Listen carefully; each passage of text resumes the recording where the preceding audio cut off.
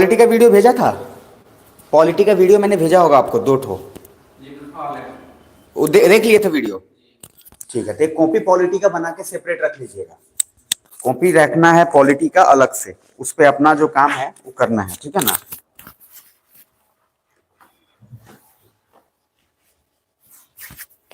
हाँ, तो हम लोग आई थिंक ये देख चुके थे। उसके बाद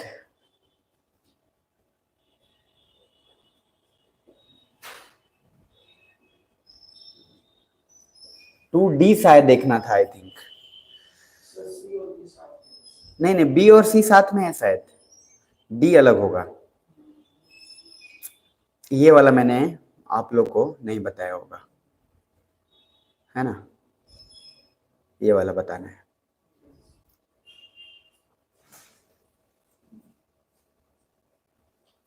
ठीक है, इसको आज निपटाते हैं। 2B and 2C वो एक साथ होगा, जिसमें ब्लैक मनी पढ़ाया था ना, ब्लैक मनी वाला।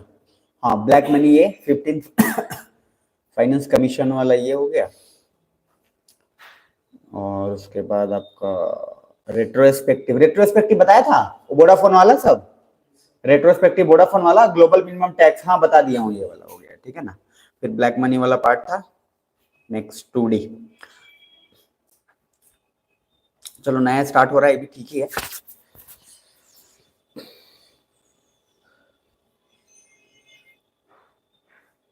कॉपी रेडी रखना, आराम से करते हैं।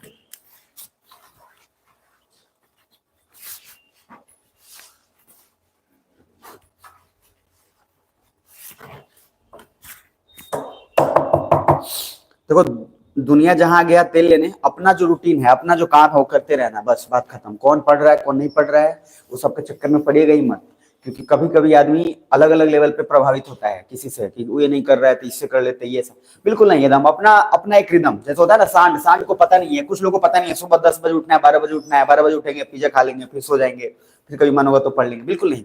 डिसिप्लिन बस अपना रखे रखो अपने हिसाब से, क्या कर रहा नहीं कर रहा, क्योंकि बहुत जल्दी प्रभावित हो जाता है कि देखो उसका कितना लाइफ अच्छा है, आराम से खा रहा है, सो रहा है, कोई टेंशन ही नहीं है। कभी कभी आदमी प्रभावित हो जाता है, हम क्यों फालतू में इतना रगड़ रहे हैं। तो इस तरीके का जब थॉट है तो दिमाग में रखना है कि प्रभु वो अभी खा रहा है पी रहा है, इस वजह से सारा कांड हो रहा है, तो थोड़ा मुसीबत में, मतलब कोई काम आने वाला है नहीं कुछ दिन के बाद, तो थोड़ा ध्यान रखना है कि अपना रूटीन मेंटेन रहे तो काम आसान रहेगा, ठीक है ना। तो ध्यान से बैठिए। तो नेक्स्ट हम लोग जो है, अभी हम लोग कौन कौन सा खत्म कर चुके हैं, तो 1A 1B ये सब 1D तक खत्म कर चुके हैं हम लोग। फिर 2A 2B और 2C खत्म कर चुके हैं। अभी हम लोग स्टार्ट कर रहे हैं 2D, और 2D में जो है बजट वाला पार्ट है। अब इसी के साथ साथ मैं बजट वाला भी जो चीज है यहाँ पे आपको अभी बता देता हूँ, और पीडीएफ जो बजट वाला भेज दूंगा वो काम हो जाएगा, ठीक है। तो रेडी रहना थोड़ा, और आराम से उसको कवर अप कर लेंगे। चलो ठीक है भाई, आप लोग टाइम पे आ गए हो, ट्रेन मिल गया है ना, अच्छा बस है चलो ठीक है। तो पहला, सबसे पहला ध्यान से देख लो, और फिर उसके बाद काम आगे बढ़ाते हैं। तो सबसे पहला इसका थीम मैं चाहता हूं कि देख लो, क्योंकि इस थीम में 2-3 काम है। रेडी हो? इस बात का टेंशन नहीं ना है कि क्या है आज बहुत कम ही लोग हैं, इस बात का टेंशन मत लेना, मैं बार बार बोल रहा हूं आराम से पढ़ना, एक जन रहेगा तभी पढ़ेंगे, आप अपना पढ़ते रहना। पहला चीज देखो, एक शब्द इसमें डिसइन्वेस्टमेंट, हालांकि मैं बताया हुआ हूं, ठीक है, प्राइवेटाइजेशन, डिसइन्वेस्टमेंट बताया हुआ है। तो डिसइन्वेस्टमेंट का सिंपल मीनिंग क्या बताया था, कि जब गवर्नमेंट अपना शेयर 100% में से, ध्यान में रखना है, कुछ प्रतिशत शेयर करे, लेकिन मेजर होल्डिंग उसी के पास रहे, यानी कि 51% उसके पास है, 10% बेच दिया। अगर मान लो 51% बेच दिया तो क्या हो जाएगा, प्राइवेटाइजेशन हो जाएगा। क्या समझ में आ रहा है? तो गवर्नमेंट जब मान लो ये मेरा कंपनी है, मेरे कंपनी में गवर्नमेंट का 100% भागीदारी है, और गवर्नमेंट ने अपना 10% मेरे से बेच दिया तो होगा डिसइन्वेस्टमेंट। लेकिन अगर गवर्नमेंट ने 51% मेरे से बेच दिया तो क्या हो गया, वो प्राइवेटाइजेशन। यहां तक क्लियर है? तो इसमें डिसइन्वेस्टमेंट और कुछ बजट के जो डेफिसिट है, नुकसान कैसे है पूरा। अब मैं पहले भी बोला था आपको कि सीआरआर, एसएलआर, ये सब कुछ अगर पढ़े हुए रहोगे तो बहुत चीजें यहाँ पे आसान हो जाएंगी। इसमें कोई ऐसा शब्द नहीं है, मैंने रिसिप्ट बोला था, रिसिप्ट मतलब क्या होता है, इनकमिंग, जो पैसा आ रहा है वो है रिसिप्ट, जो खर्चा हो रहा है एक्सपेंडिचर। क्लियर है यहां तक? तो बिल्कुल आराम आराम से ध्यान से देखेंगे और उसके बाद इसको निपटा लेंगे। ये एक बार में जितना तक हो जाए उतना कोशिश करेंगे। इसमें थोड़ा सा मैं टाइम दूंगा क्योंकि ये बहुत ज्यादा नेसेसरी तो नहीं है, लेकिन हाँ फिर भी नेसेसरी है कि क्वेश्चन डायरेक्ट आता है यहां से, बस। तो बजट का 2 पार्ट है, कैपिटल और रिसिप्ट। कॉपी निकाल लेना और इसको लिख लेना आराम से, क्योंकि ये काम आएगा और बहुत ही काम आएगा। तो बजट में दो चीज है, अगर मैं इसको कंट्रीब्यूट करूं तो एक तरफ मैं रख रहा हूं रेवेन्यू, दूसरी तरफ मैं रख रहा हूं कैपिटल। एक तरफ है रेवेन्यू, दूसरी तरफ क्या है, कैपिटल। तो बजट का ये दो पार्ट है, रेवेन्यू, दूसरा पार्ट है कैपिटल, ये दिमाग में रखना है। अब इस रेवेन्यू के अंदर उस कैपिटल के अंदर क्या अंतर है ये समझना जरूरी है, क्योंकि बहुत लोगों को रेवेन्यू समझ में नहीं आता है, दोनों को पूंजी ही पूंजी लगता है। कैपिटल भी समझ में नहीं आता है कि क्या है क्या नहीं है। तो आराम आराम से बारीकी से समझ लेंगे, काम आसान हो जाएगा। पहला चीज ध्यान से समझना यह है कि कोई भी चीज कैपिटल ओ है, मैं यहीं पे लिख रहा हूं, उसको समझना आराम से। कैपिटल ओ है जब कोई चीज खर्चा हो रहा है और उससे कोई नया एसेट तैयार हो। जैसे फॉर एग्जांपल आपने मान लो वर्ल्ड बैंक से पैसा लिया, वर्ल्ड बैंक से पैसा इसलिए लिया कि रोड बनाएंगे, पोर्ट बनाएंगे और बढ़िया बढ़िया चीज। तो जो आप रोड बनाइएगा, रोड से क्या व्यापार होगा, वो आपके लिए एसेट है या आपके लिए क्या हो, लाइबिलिटीज है? एसेट है, क्योंकि उससे ट्रांसपोर्टेशन जाएगा, बिजनेस बढ़ेगा, सारा कुछ होगा, है ना। तो जब आप याद रखना ठेठ भाषा में एकदम, कैपिटल जब भी बोलते हैं वो हमेशा रोड बनाने के लिए, एसेट बनाने के लिए उससे क्रिएट हो तब। अब जैसे फॉर एग्जांपल आपने पैसा लिया और पैसा लेकर आपने वो पैसा खर्च कर दिया प्रधानमंत्री मान लो गरीब कल्याण योजना, तो वहां पे कोई एसेट क्रिएट तो नहीं हुआ, वहां पे पैसा, मतलब गलत काम नहीं है, वो भी काम सही है, लेकिन पैसा जो आपको आया वो पैसा कैसा, पहले सुन पा रहे हो, अलर्ट हो रहा है। तो मान लो पैसा अगर आपके पास जो आया, उस पैसे का खर्च आपने कोई बिल्डिंग बनाने के लिए, रोड बनाने के लिए किया, तो आपके लिए क्या हो जाएगा, कैपिटल। रेवेन्यू हो जाएगा जिसमें वो एसेट क्रिएट नहीं हो, काम का चीज हो लेकिन कोई एसेट क्रिएट नहीं। क्लियर है यहां तक? दूसरा जो रेवेन्यू है, याद रखिएगा, ये जो जनरली होता है लेस देन 1 ईयर, ज्यादातर दिमाग में है कि रेवेन्यू जो है 1 साल से कम के अंदर जो चीज होने वाला है वो रेवेन्यू के अंदर आता है। लेकिन जब कैपिटल बात करते हैं तो लगभग 1 साल या 1 साल से ज्यादा, greater than equal to 1 year. ये बहुत इंपॉर्टेंट पॉइंट है कि greater than equal to 1 year, 1 साल से ज्यादा का जो है। अब मान लो कोई आदमी वर्ल्ड बैंक ने आपको अगर पैसा दिया है तो एक दिन में तो बना नहीं लोगे, कम से कम 5 साल, 10 साल, 15 साल किसी प्रोजेक्ट को कंप्लीट करने में लगेगा। तो कैपिटल का पार्ट जो होगा वो हमेशा greater than equal to 1 year होगा। समझ में आ रहा है? और दूसरा रेवेन्यू वाला जो है वो लेस देन 1 ईयर होगा। पहले ही यही समझ लेना, क्योंकि पीडीएफ नोट्स में आपको शायद नहीं मिले, मतलब जहां तक मुझे लग रहा है। तो पहला ये आ गया आपका। अब इसके अंदर ध्यान से देखोगे तो रेवेन्यू के अंदर अलग अलग टैक्स होते हैं, कैपिटल के अंदर अलग अलग। जैसे मान लो इनकम टैक्स की बात कर रहे हैं, या फिर रेलवे टिकट की बात कर रहे हैं, या इन सब की बात कर रहे हैं, तो सब सारा का सारा मामला जो है अलग अलग रहता है। तो अभी यहां पे लिखा हुआ है कैपिटल, और कैपिटल के अंदर दो चीज है, ध्यान से समझना। एक मान लो ये जो रेवेन्यू है, इनका ध्यान से समझना, यानी कि रेवेन्यू का पैसा कुछ आएगा, आया ना, तो रेवेन्यू का पैसा कुछ आया, मान लो इनकमिंग आया ना, मतलब आपके रेलवे टैक्स से आया, चाहे टिकट जारी करके आया, जैसे भी आया, यानी कि आपके पास रेवेन्यू में भी कुछ पैसा आएगा, और इस पैसे को आप फिर कहीं खर्चा भी करेंगे कि नहीं करेंगे। यानी कि रेवेन्यू में भी पैसा आया आपके पास, ये भी एक पूंजी है, कैपिटल भी एक पूंजी है। कैपिटल कौन सा पूंजी है, जिससे एसेट क्रिएट होता है। रेवेन्यू कौन सा पूंजी है, जिससे आपके पास पैसे तो आते हैं, उस पैसे को आप अलग अलग जगह पे खर्चा करते हैं, जिससे एसेट क्रिएट नहीं होता लगभग। क्या सुन पा रहे हैं? तो कैपिटल के अंदर भी एक पार्ट हो जाएगा इनकमिंग, क्या समझ पा रहे हैं, और दूसरा क्या हो जाएगा आपका एक्सपेंडिचर। तो आप मुझे ठेठ भाषा में जरा समझना, इनकमिंग को मैंने क्या बोला था, रिसिप्ट। अरे है ना, रिसिप्ट जहां पे भी शब्द समझना इनकमिंग है, तो सर ये हो गया रिसिप्ट, यानी कि कैपिटल का रिसिप्ट पार्ट, कैपिटल का एक्सपेंडिचर पार्ट, रेवेन्यू का रिसिप्ट पार्ट, रेवेन्यू का एक्सपेंडिचर पार्ट। क्या मेरी बात समझ में आ रही है? तो आपके पास पैसे बहुत तरीके से आते हैं। एक पैसा आपके पास आता है, आप कमाते हैं। एक पैसा आप गर्लफ्रेंड से मांग लेते हैं या बॉयफ्रेंड से मांग लेते हैं, वो भी एक पैसा का है। तीसरा और भी तरीके हैं पैसे के, पापा से मांग लिए। तो लॉजिक क्या है, कुछ पैसे आप जो मांग रहे हैं, फॉर एग्जाम्पल किताब खरीदने के लिए पापा से, तो वो पैसा आपका मान लो कैपिटल के अंदर आ गया, क्योंकि एक एसेट क्रिएट हुआ। लेकिन कुछ पैसा आपने मांगा इसलिए कि खाली पिज्जा खा लेंगे, तो वो भी पैसा आया तो सही, लेकिन जो रेवेन्यू पार्ट में है, जो खाए, उससे कोई एसेट क्रिएट नहीं होगा। क्या मेरी बात समझ में आ रही है? तो कैपिटल और रिसिप्ट में ये दिमाग में रखिएगा, कैपिटल 1 साल से ज्यादा के लिए जनरली होता है, रेवेन्यू कम के लिए होता है, 1 साल से कम। यहां तक क्लियर? हम जो यहाँ पार्ट अभी पढ़ रहे हैं, इस पार्ट में जरा देखो तो ये रेवेन्यू का पूरा पार्ट दिख रहा है कि कैपिटल का पार्ट दिख रहा है? तो ये पूरा पार्ट देखो कैपिटल का है। कैपिटल के अंदर एक है इनकमिंग, दूसरा क्या है, आउटगोइंग। क्या मेरी बात समझ में आ रही है? कैपिटल के अंदर एक है इनकमिंग, दूसरा है एक्सपेंडिचर, आउटगोइंग। रिसिप्ट एक्सपेंडिचर, तो बार बार वर्ड आएगा the receipt of the capital या the receipt of the revenue, या शब्द ऐसा आएगा revenue receipt, capital receipt, capital expenditure, revenue expenditure. तो समझ जाओगे मामला क्या है, क्योंकि क्वेश्चन यहां से सीधा साधा आता है, डायरेक्ट सीधा, कोई गोल गोल घुमा के नहीं। लेकिन ये जब आएगा कि एक्सपेंडिचर और रिसिप्ट क्या है, तो वहां पे आपको इतना क्लियर होना चाहिए। यहां तक पहले क्लियर है, तो अब ध्यान से समझना। अब ये जो पूरा डायग्राम आपको दिख रहा है, इस पूरे डायग्राम को अगर समझोगे तो चीजें बड़ी आसान हो जाएंगी। फॉर एग्जाम्पल देखो जरा, ये कैपिटल है, पूंजी, 1 साल से ज्यादा की कम, 1 साल से ज्यादा, लिख के रखना ये। अब इसमें 18 पॉइंट कुछ लाख करोड़ इनकमिंग पैसा आया गवर्नमेंट के पास, ठीक है जी। इस 18 पॉइंट कुछ में से 10 लाख करोड़ खर्चा में चला गया।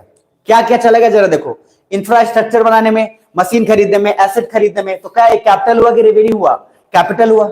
अच्छी ईमानदारी से बोलो, क्या सुन रहे हो? दिमाग कहीं नहीं ना किसी का भी, यही रहना। दूसरा point, loans given to union, आराम से समझना, loans given to union to state और फॉरेन नेशन, मतलब जो पैसा आया उस पैसे से हमने कुछ इंफ्रास्ट्रक्चर बनाया, उस पैसे से हमने कुछ राज्यों को पैसा दिया कि भाई तू ले, तू अपना काम कर।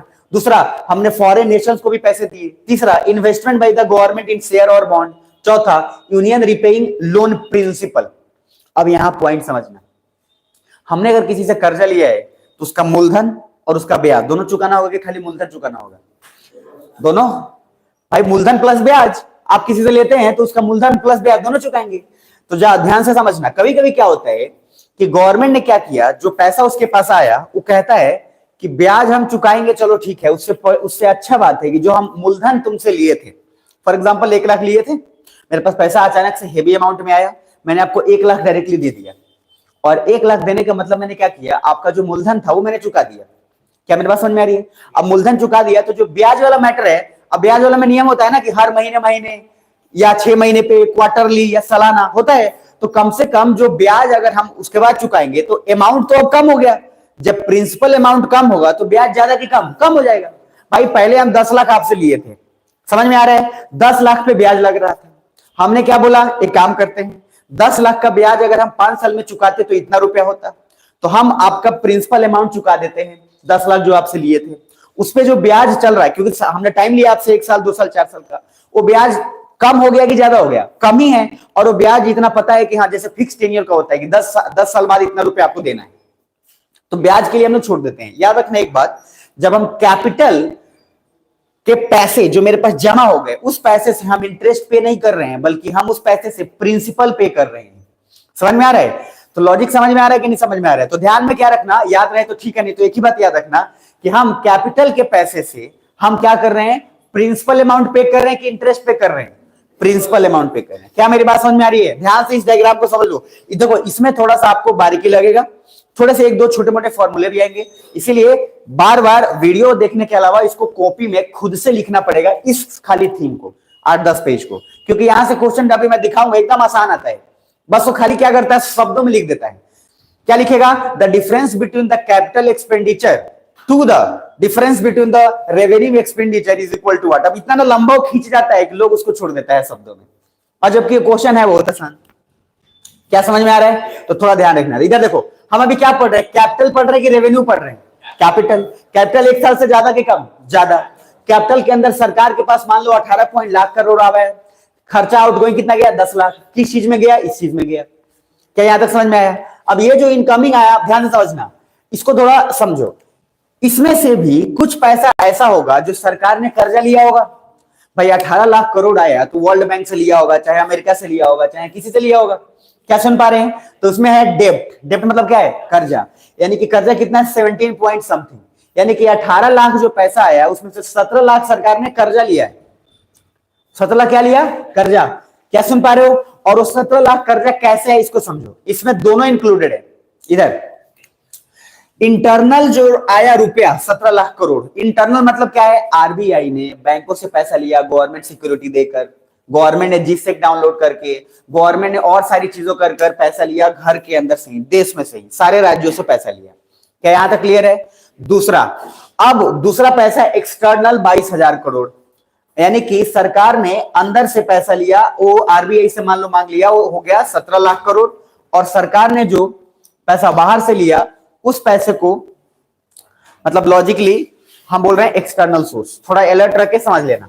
इधर बताओ मुझे, अब इसमें से ध्यान से समझना, ये है नॉन डेप्ट 84,000 करोड़। ये क्या है आपका डेप्ट है और ये क्या है नॉन डेप्ट। नॉन डेप्ट मतलब क्या है कि हमने नॉन डेप्ट में जो पैसा है वो ऐसा है कि वो पैसा हमने किसी से लिया नहीं है।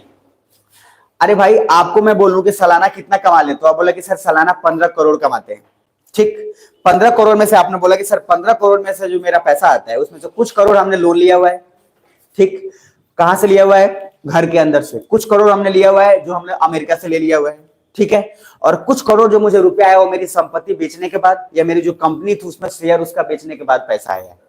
क्या बुझा रहा है, यहीं पे आराम से समझ लेना। तो इधर देखो, सरकार के पास 18 लाख करोड़ समथिंग रुपया आया। उस 18 लाख करोड़ में से कुछ कर्जा भी है, उस कर्जे में से 17 लाख करोड़ इंटरनल है, बाहर से लिया 22,000 करोड़।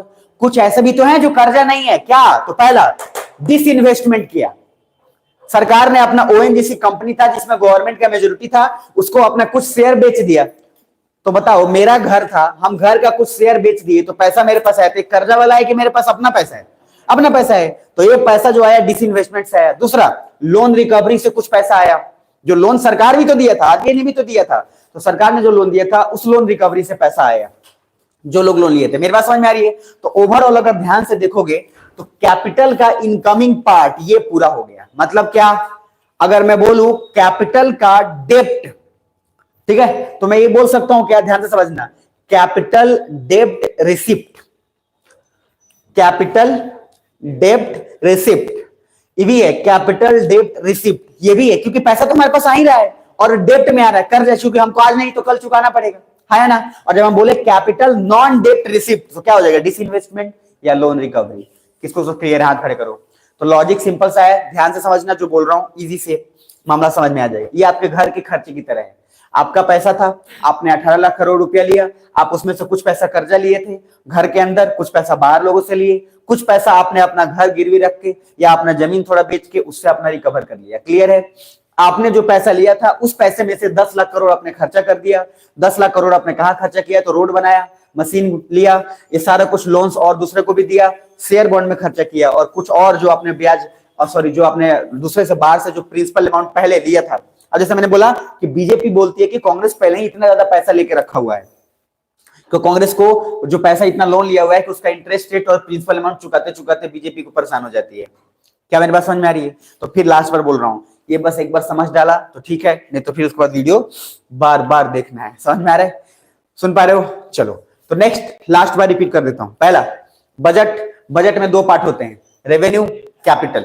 रेवेन्यू वो चीज है जो एक साल से कम के अंदर आता है हमारे पास। रेवेन्यू 1 ईयर से लेस होगा। रेवेन्यू के अंदर दो चीज होता है, रेवेन्यू में पैसा इस तरीके से आया, ध्यान से समझना, कैपिटल में जो पैसा आया वो पैसा उससे एक एसेट क्रिएट होगा, क्योंकि हमने जो पैसा लिया उस पैसा से रोड बनाया, बिल्डिंग बनाया, तो हमारे लिए एक एसेट क्रिएट हो गया। समझ में आ रहे हैं। रेवेन्यू से एसेट क्रिएट नहीं होगा, किसी और काम में क्रिएट होगा। क्लियर है। जैसे आपने गरीब कल्याण योजना चला दिया, फलना ठिकाना कर दिया। क्लियर।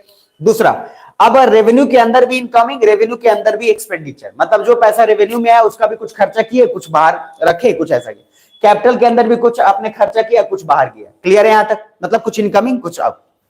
तो हम जो अभी पढ़े हैं उसमें हम लोगों ने टोटल जो पढ़ा है वो पढ़ा है अभी वाला कैपिटल का पार्ट। समझ में आ रहा है। तो जरा बताना, अभी हमने जो पढ़ा ये इधर वाला हिस्सा है, कैपिटल का इनकमिंग है कि आउटगोइंग है। तो ये हो गया इनकमिंग, और आउटगोइंग का ये वाला पार्ट हो गया। क्लियर है यहां तक। अब इसी तरीके से रेवेन्यू का इनकमिंग, रेवेन्यू का आउटगोइंग देख लेंगे और फिर वहां से धीरे धीरे काम खत्म कर लेंगे। ठीक है जी। तो चलिए अब आते हैं जरा नेक्स्ट वाले पार्ट पे। अब इसमें जरा दिखाना, आप खुद बताना क्या शब्द लिखा हुआ है, कैपिटल डेप्ट रिसिप्ट। किसको तो समझ आ रहा है ये, कैपिटल डेप्ट रिसिप्ट। तो वो पैसा जो हमने लिया और कर्जे में लिया और वो हमारे लिए इनकमिंग आया, तो कौन कौन सा, इंटरनल बोरोइंग जो हमने अंदर घर से लिया, और दूसरा क्या हो सकता है, एक्सटर्नल बोरोइंग, अभी तो बताया था इंटरनल और एक्सटर्नल। दूसरा है कैपिटल नॉन डेप्ट रिसिप्ट। लाइन अगर पॉइंट समझ गया ना तो उसके बाद मैं बार बोल रहा हूं, मैं इकोनॉमिक्स नहीं पढ़ाऊंगा, कुछ नहीं होगा, मैं पहले बता देता हूँ, आप दुनिया के किसी टीचर से पढ़ लो, वो महान टीचर होगा, इसमें कहीं से कोई डाउट नहीं है, उसके पास नॉलेज भी ज्यादा होगा, लेकिन समझाने का टेक्निक हर किसी के पास उतना बढ़िया नहीं होता है, समझ लो। कुछ गधे लोग भी होते हैं जिनके पास नॉलेज नहीं होता, लेकिन ऐसा समझा देगा कि उतना बढ़िया आपको कहीं समझ ही नहीं आएगा, गलत की सही, और वो जो चीज है वो हर किसी के बस का बात नहीं होता है। कुछ समझ में आ रहा है? तो मैं भी ध्यान से समझना जो बोल रहा हूं। तो ये जो पूरा पार्ट हो गया, कैपिटल डेब्ट रिसिप्ट के अंदर क्या क्या हुआ। तो सर पहला इंटरनल बोरिंग आपने लिया from market, bank, NBFC, from small saving post office account, ये सब ले लिया आपने। एक्सटर्नल बोरिंग में आपने क्या किया, countries, international institutions like IMF, World Bank, इन सबसे पैसा ले लिया। क्लियर है? अब इसमें ज्यादा बताने की जरूरत नहीं है, ये आपको बस दिमाग में रहना चाहिए। दूसरा, अब खर्चा क्या हुआ, नॉन डेब्ट रिसिप्ट में क्या हुआ, आपने कुछ पैसा जो है लोन रिकवर किया, दूसरा अपना डिसइन्वेस्टमेंट किया, जो आपका सरकार का कंपनी था उसका कुछ कुछ हिस्सा बेच के पैसा ले आया। जैसे सरकार ने बोला था कि इस साल जो हम डिसइन्वेस्टमेंट करेंगे उसमें हमको इतना 1000 करोड़, इतना लाख करोड़ रुपया मिलेगा, लेकिन पूरा नहीं बिका। तो जो एस्टिमेट किया गया था, मैंने आपको एक दिन बताया था, बजट एस्टिमेट, बीई, बजट ने एस्टिमेट किया था कि इस साल हमको सरकार को इतना करोड़ रुपया आएगा, लेकिन सरकार के पास उतना नहीं आया, तो सरकार ने फिर वापस से उसको रिवाइज्ड स्टेटमेंट कर दिया। कुछ समझ में आ रहा है कि भैया नहीं, रिवाइज एस्टिमेट कर दिया कि अब की बार हम सोचे तो थे कि इतना आएगा, लेकिन आया नहीं। कुछ बुझाया? तो वो जो चीज है ये इसी बेसिस पे तैयार होता है कि सरकार को नेक्स्ट, जैसे इस बार बजट में आया, तो बजट में जरा देखो कि कैसे कैसे ये बजट एस्टिमेट इन्होंने काम किया है। अब ध्यान से समझना जरा, ये जरा देखो, बस एक बार खाली देख लेना, इसमें थोड़ा काम पड़ेगा आपका। क्या पूछा है? कैपिटल रिसिप्ट दिख रहा है क्या? तो कैपिटल रिसिप्ट का मतलब करोड़ में है, यहां पे समझ में आ रहा होगा सब कुछ। अब ये आपका 2021 से 22, ये पूरा का पूरा एक है नॉन डेब्ट रिसिप्ट, एक है डेब्ट रिसिप्ट, टोटल कैपिटल रिसिप्ट, ए प्लस बी इतना हुआ। समझ में आ रहा है? ये एग्जांपल बताने के लिए जरा क्वेश्चन देखो, 2018 में पूछा था, which of the following is not A component of capital receipt. Question ऐसा ही होता है आसान, इसमें से कौन सा कैपिटल रिसिप्ट का कंपोनेंट नहीं है, कौन सा कैपिटल रिसिप्ट नहीं है, सीधा सा बात है। बना पाओगे क्या? अभी भी क्वेश्चन नहीं बनेगा तो कौन सा बनेगा? आईईएस का क्वेश्चन, इंडियन इंजीनियरिंग सर्विस का क्वेश्चन है, यूपीएससी। इसका तो बन गया, बहुत बढ़िया।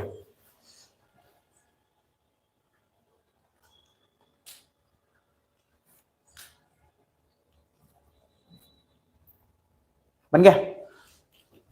बना? किसको बन गया? हाथ कर करो। बना? कोशिश करना है। अच्छा, ऑप्शंस हिंदी में, अभी इंग्लिश में ही रखो, मैं समझा दूंगा, कोई दिक्कत नहीं है, मैं एक बार बता दूंगा तभी आंसर पूछ लूंगा। मैंने फिलहाल अभी कितने कितने का बन गया एक आइडिया से। ठीक, आपका बन गया, बहुत बढ़िया। इधर भी एक दो लोग का बना है, और पीछे के लोग अभी सुस्ता रहे हैं अभी। चलिए ठीक है, देख लेते हैं। तो इसमें से सीधा क्या पूछा है कि इसमें से कौन सा कैपिटल रिसिप्ट का कंपोनेंट नहीं है। तो कैपिटल रिसिप्ट पहले क्लियर है क्या है? कैपिटल पूंजी 1 साल से ज्यादा का होना चाहिए और आपके पास इनकमिंग आया हुआ होना चाहिए। क्लियर है? तो भैया market borrowing including special bond, मतलब आपने पैसा लिया है मार्केट से, ठीक है जी, और स्पेशल बॉन्ड उसके लिए आपने उसमें शामिल भी है। दूसरा, external loan raised by the central government from abroad, तो ये तो होने का चांस है ही नहीं, आगे हो सकता है, देखते हैं। तीसरा, receipt from taxes on property and capital transaction. चौथा, provident fund, state provident fund, public provident fund. ठीक है, आपका आंसर क्या है बताइए? डी। और किसका है डी? चलो मैं एक बात बता रहा हूं, जो ये क्वेश्चन अभी मैंने पूछा है, आप ईमानदारी से बताओ, अगर ये क्वेश्चन का कॉन्सेप्ट आपको पता है, ऊपर अगर पढ़े हुए हो, तो आपका आराम से बन जाएगा। इसका आंसर भी पीछे है, मैं जल्दी से इसलिए उसको ऊपर कर दिया था। समझ में आ रहा है? ऑलरेडी मतलब आंसर कहने का एक ऊपर लिखा हुआ है, अगर आप ध्यान से देखोगे इस बॉक्स में, तो जरा देखो बॉक्स में क्या लिखा हुआ है। हमसे पूछा है कैपिटल रिसिप्ट, अरे क्या पूछा हमसे? Capital receipt. तो कैपिटल रिसिप्ट मतलब क्या होता है? कैपिटल रिसिप्ट का सिंपल मीनिंग है कि 1 साल से ज्यादा का होना चाहिए। वो कैपिटल डेब्ट नहीं पूछा है आपसे, और ना ही वो कैपिटल नॉन डेब्ट पूछा है, तो सीधा पूछा है कैपिटल रिसिप्ट, कितना पैसा इनकमिंग में आया। वो कैसे आया नहीं है उससे मतलब नहीं है, लेकिन याद रखना है कैपिटल का पैसा हमेशा क्या होता है, 1 साल से ज्यादा का होगा कि कम का होगा? 1 साल से ज्यादा के लिए होगा। तो जरा इसमें अगर देखोगे तो यह है कैपिटल डेब्ट रिसिप्ट और यह है कैपिटल नॉन डेब्ट रिसिप्ट। समझ में आ रहा है? अगर आप इन सब को मिला दोगे तब भी आराम से वही चीज होगा, कोई दिक्कत नहीं है, क्योंकि सबको क्या बोलेंगे सीधा कैपिटल रिसिप्ट। और ये टेबल में अगर हम बोले कि कैपिटल रिसिप्ट क्या है तो कैपिटल ये हो गया और रिसिप्ट ये हो गया, तो ये पूरा का पूरा क्या होगा, कैपिटल रिसिप्ट हो गया। अरे हाँ या ना? और ये हो गया आपका कैपिटल का एक्सपेंडिचर, बात खत्म। कुछ समझ में आ रहा है? तो सर अगर इसको अभी यहाँ पे लगेगा कि हाँ क्या रहनी है, कि घर पे आराम से एक बार जब देखोगे ना, कभी कभी क्वेश्चन जैसे यहाँ पे पूछते हैं तो कभी कभी नहीं बनता, लेकिन वही क्वेश्चन जब आप रीड कर कर इसको और पढ़ोगे तो बन जाता है। वो समझ में आ रहा है? दिमाग शांति का है, तो शांति से देखना, समझ में आ जाएगा, कॉन्सेप्ट बस समझना। तो इसमें याद रखना कि ऑप्शंस कुछ कुछ तो उल्टा सीधा जरूर है, लेकिन अगर कॉमन सेंस से सोचोगे तो ये लिखा है यहाँ पे market borrowing including special bond. तो सर कैपिटल में बॉन्ड में कहां से पैसा उसको आ रहा है? कैपिटल इनकमिंग का मतलब उसके पास कैश आ रहा है, उसके पास कोई बॉन्ड के फॉर्म में पैसा नहीं आ रहा है। बॉन्ड के फॉर्म में आता तो फिर क्यों कहां खर्चा करेगा? आपको, आपने मेरे से मांगा पैसा, मैंने आपको दे दिया, ये ले मेरा बॉन्ड है, रख ले, 10,000 का है, तो भाई कैश चाहिए जो मैं क्विकली उससे अपना काम कर सकूं। कोई लोन क्यों लेता है? जब उसको बहुत इमरजेंसी हो, बहुत जरूरी हो। अब जब आप इमरजेंसी लोन लेने जाए और बोला कि सुन हमारे पास बॉन्ड है एयरटेल का, रख ले, भजा लेना जाके, तो भाई वो क्यों लेगा? आदमी जिसका लिक्विडिटी ज्यादा हो वही चीज लेगा ना जल्दी।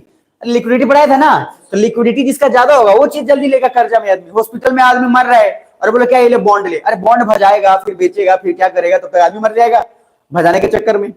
तो जरा देखो दूसरा, external loan raised by the central government from abroad. External loan उसने लिया है, क्या मेरी बात समझ में आ रही है? एब्रॉड से, तो वो भी एक तरीके का इनकमिंग तो है, लेकिन वो क्या है? कैपिटल डेब्ट रिसिप्ट है। अरे क्या है? कैपिटल डेब्ट रिसिप्ट। तीसरा, receipt from taxes on property and capital transaction. अब receipt from taxes on property, property पे टैक्स, और दूसरा है कैपिटल ट्रांजेक्शन। ये ऑप्शन तो कहीं से भी नहीं होगा, क्योंकि प्रॉपर्टी की टैक्स की बात कर रही है और प्रॉपर्टी के टैक्स का बात कर रहा है, मतलब क्या है भाई, सरकार प्रॉपर्टी पे कितना टैक्स कमा लेता होगा। सरकार का सबसे बड़ा जो है, मैंने बोला टैक्स कमाने का जरिया क्या क्या होता है? एक होता है डायरेक्ट टैक्स, जिसमें आपको इनकम टैक्स सबसे ज्यादा मिलता है, फिर उसके बाद आपका जीएसटी वाला पार्ट पे सबसे ज्यादा कमाता है वो। अरे हाँ ना? तो ये क्वेश्चंस अभी के लिए बस सिंपल, आप एक बार आराम से देखना। ये प्रोविडेंट फंड वाला जो है, हालांकि आगे आ जाएगा, तो आराम से पहले एक बार और घर जाके पढ़ना, मैं इसको बता दूंगा आंसर। अभी के लिए उस पर हम आगे बढ़ते हैं। नेक्स्ट दूसरा पॉइंट, अब जरा एक यहाँ टेबल को देखना, क्या लिखा हुआ है? Foreign borrowing in foreign currency. क्या मतलब समझ पा रहे हो? जैसे हमने अमेरिका से पैसा लिया और अमेरिका को बोला कि तू डॉलर में हमको दे, सुन पा रहे हो? और हम भी तुम्हें डॉलर में ही लौटाएंगे। क्या कुछ समझ में आ रहा है? और दूसरा हमने बोला अमेरिका को कि तू हमें इंडियन करेंसी में पैसा दे और हम भी तुझे इंडियन करेंसी में ही पैसा देंगे, तू अपना कन्वर्ट कर लेना। क्या कुछ समझ में आ रहा है? आप मुझे बताना, कॉमन सेंस है, ऐसा ही बिना मैं कुछ बताया, नहीं कुछ बताया, मतलब उसके बावजूद आप सोचना। आप किसी से कर्जा अगर लेना चाहते हो, ठीक, तो आप उसके जो पैसा, उसके देश में जो पैसा चलता है उसके फॉर्म में लेना आपके लिए आसान होगा, या फिर आपके अपने करेंसी में लेना आसान होगा। कॉमन सेंस है कि आप जैसे नेपाल में गएंगे तो नेपाल में आप नेपाल को बोलेंगे लोन दो, तो नेपाली दे दिया आपको लोन, नेपाली पैसा, ठीक है। अब नेपाली पैसा अगर लोन दिया है तो आप उसको कन्वर्ट करिएगा, उसके अकॉर्डिंग वैल्यू भी ऊपर नीचे जाता जाएगा, है ना। अब मान लीजिए डॉलर का वैल्यू बहुत ज्यादा है इंडिया करेंसी के मुकाबले, मतलब डॉलर का वैल्यू ज्यादा है, $1 मान लो 75 रुपए का वैल्यू, तो वैल्यू किसका ज्यादा है? डॉलर का। अगर हमने डॉलर में पैसा ले लिया तो डॉलर में ही चुकाना है, हमारे लिए महंगा है। लेकिन अगर हम उसको बोलें कि तू अपना डॉलर का पैसा हमको रुपया में दे, हम भी तेरे को रुपया में देंगे, तो हमारे लिए चीजें हमेशा आसान रहेगी, किसी भी देश के लिए आसान रहेगा। समझ में आ रहा है? तो क्वेश्चन जरा इसको टेबल को आराम से देखना, बहुत आसान है ये। क्या है कि सबसे फर्स्ट, केंद्र सरकार के विदेशी ऋण को विदेशी मुद्रा में जुटाने का मसला। तो दो चीज है, पहला चीज ये डॉलर में बोला, मोदी जी क्या चीज में लिए थे? डॉलर में, और चुकाना भी किस चीज में? डॉलर में, रिपे इन डॉलर। क्लियर है? नीचे आओ, अब जरा यहां पढ़ना और इसको थोड़ा 30 सेकंड के लिए आराम से देखना, बहुत आसानी से समझ में आएगा। ये वाला यहां से आगे तक देखना, जल्दी देखो, 30 सेकंड 20 सेकंड जो भी। कल पार्टी उटी में लग रहा था नहीं? चलिए कोई बात नहीं, देख लेंगे इसको, बाकी वीडियो एक बार और देख लीजिएगा। मुझे लग ही रहा था, कल साधु भी था, बहुत लोग नाच उच रहे होंगे, पॉसिबल तो है ही।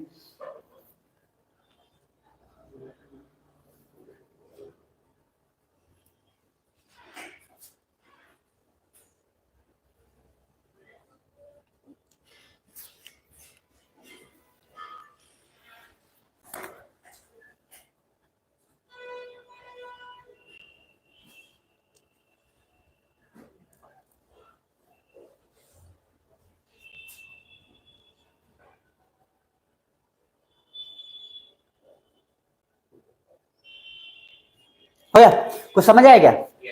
आराम से अगर देखो तो समझ में आ जाएगा। ये क्या, देखो ध्यान से, पैसा जो लिया उस तरीके का है। अब यहाँ पे इंडियन गवर्नमेंट जो है 2-3 काम करती है। पहला, मान लो dollar loan when exchange rate was $1 = 60। भाई डॉलर का प्राइस भी तो ऊपर नीचे होगा, तो हमने पैसा तब लिया था जब डॉलर $1 का, सॉरी $1 का प्राइस था 60। क्या मेरी बात समझ में आ रही? अब आना जरा, इससे हमने वेलफेयर स्कीम्स वगैरह अपना काम शुरू किया। अब जरा ध्यान से देखना, इफ एक्सचेंज रेट चेंज, मान लो डॉलर एक का वैल्यू हो गया कितना, 75, ठीक है, तो अब यहां से क्या होगा, more quantity of money need to be repaid. तो हमारे लिए बेकार हो गया ना काम, अरे है ना। अब जरा नीचे, तो सर ये इनकम जो है इससे टैक्सेस और रेलवे टिकट से आएंगे, तो गवर्नमेंट क्या करेगी, उसको ज्यादातर बढ़ाने की कोशिश करेगी। और इतना बढ़ाने की कोशिश, क्योंकि हमको पे ज्यादा करना है, डॉलर का वैल्यू ज्यादा बढ़ गया। और बहुत बार कभी कभी जानबूझकर अमेरिका या अदर लोग जो लोन दिए रहते हैं, जानबूझ के कुछ नौटंकी करता है। क्या करता है, ध्यान से समझना, वो जानबूझकर डॉलर का प्राइस बढ़ाता है, और डॉलर का प्राइस बढ़ाकर सब के सब इंडिया से क्विट कर जाएंगे।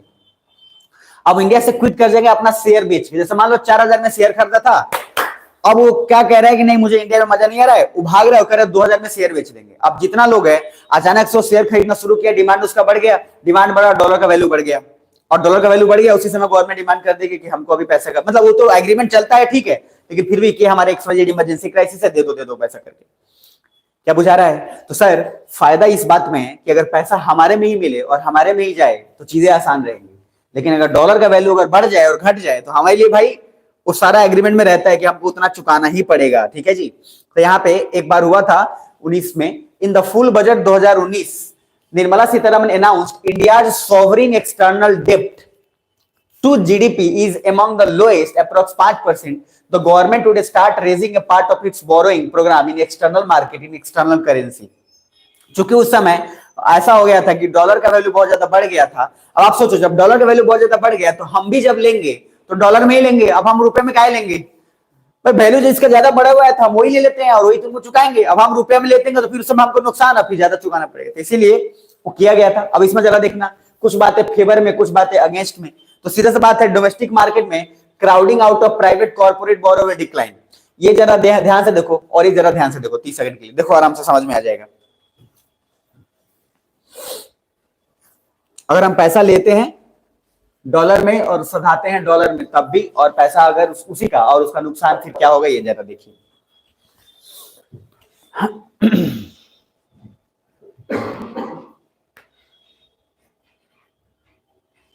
सिंपल है, क्या समझना है, जब अगर वैल्यू बहुत ज्यादा बढ़ जाए, तो हमने लिया था $1 60 में, हमको चुकाना पड़ेगा ₹70, तो हमारे लिए क्या होगा, वो महंगा हो जाएगा। तो सबसे बड़ा चीज है कि डॉलर में हम कन्वर्ट करते हैं, तो नुकसान हमारे लिए ये है। फायदा ये है कि डॉलर का वैल्यू अगर ज्यादा है तो हमको भी फायदा होगा, सीधा सा बात है। तो डोमेस्टिक मार्केट में the crowding of private corporate जो लोग हैं, वो क्या है, उनका काम खत्म हो जाएगा, क्योंकि हम उनसे पैसा नहीं लेंगे, सरकार बाहर से पैसा ले लेगी, क्योंकि डॉलर का वैल्यू क्या हुआ है, ज्यादा। अब बाहर के लोग और ज्यादा वैल्यू में पैसा दे रहे हैं तो उसी से लेंगे। दूसरा है, corporate will be able to mobilise more fund from local market, factory expansion, job, GDP। तीसरा, in the advanced economies such as USA, European Union, the loan interest rate are very low, so our Indian government may be able to get cheaper loan। अब जहां पे भी उसको सस्ता मिले भाई loan, भाई जहां ब्याज आपको सस्ता मिले वहीं से लेंगे आप। If we borrow a little more from, यहां से, तो अगर हम और ज्यादा ले देते हैं तो उससे एक दो फायदा है ही कि एक्सटर्नल सोर्स से इट वांट, हम थोड़ा सा ऋण अगर विदेशी से ले लें तो कोई दिक्कत नहीं है। क्यों? इसलिए क्योंकि देखो कभी कभी इंटरेस्ट रेट कम होता है मार्केट में। जैसे कि कोरोना के समय अमेरिका बोल रहा था कि आप हमसे लोन लो, हम मात्र 3% पे दे देंगे, फॉर एग्जाम्पल। तो आप मुझे बताओ गवर्नमेंट उस समय लोन लेगी कि नहीं लेगी? जैसे कुछ लोग तब लोन इंतजार करते रहते कि ब्याज कब कम करेगा। अब बैंक ने जैसे ब्याज कम किया, जैसे दीपावली, दशहरा, इस सब के समय में, छठ के समय में ब्याज कम कर देती है। ब्याज कम करती है तो जिसको नहीं भी लेना है वो भी टूट पड़ता है, ना चाहिए।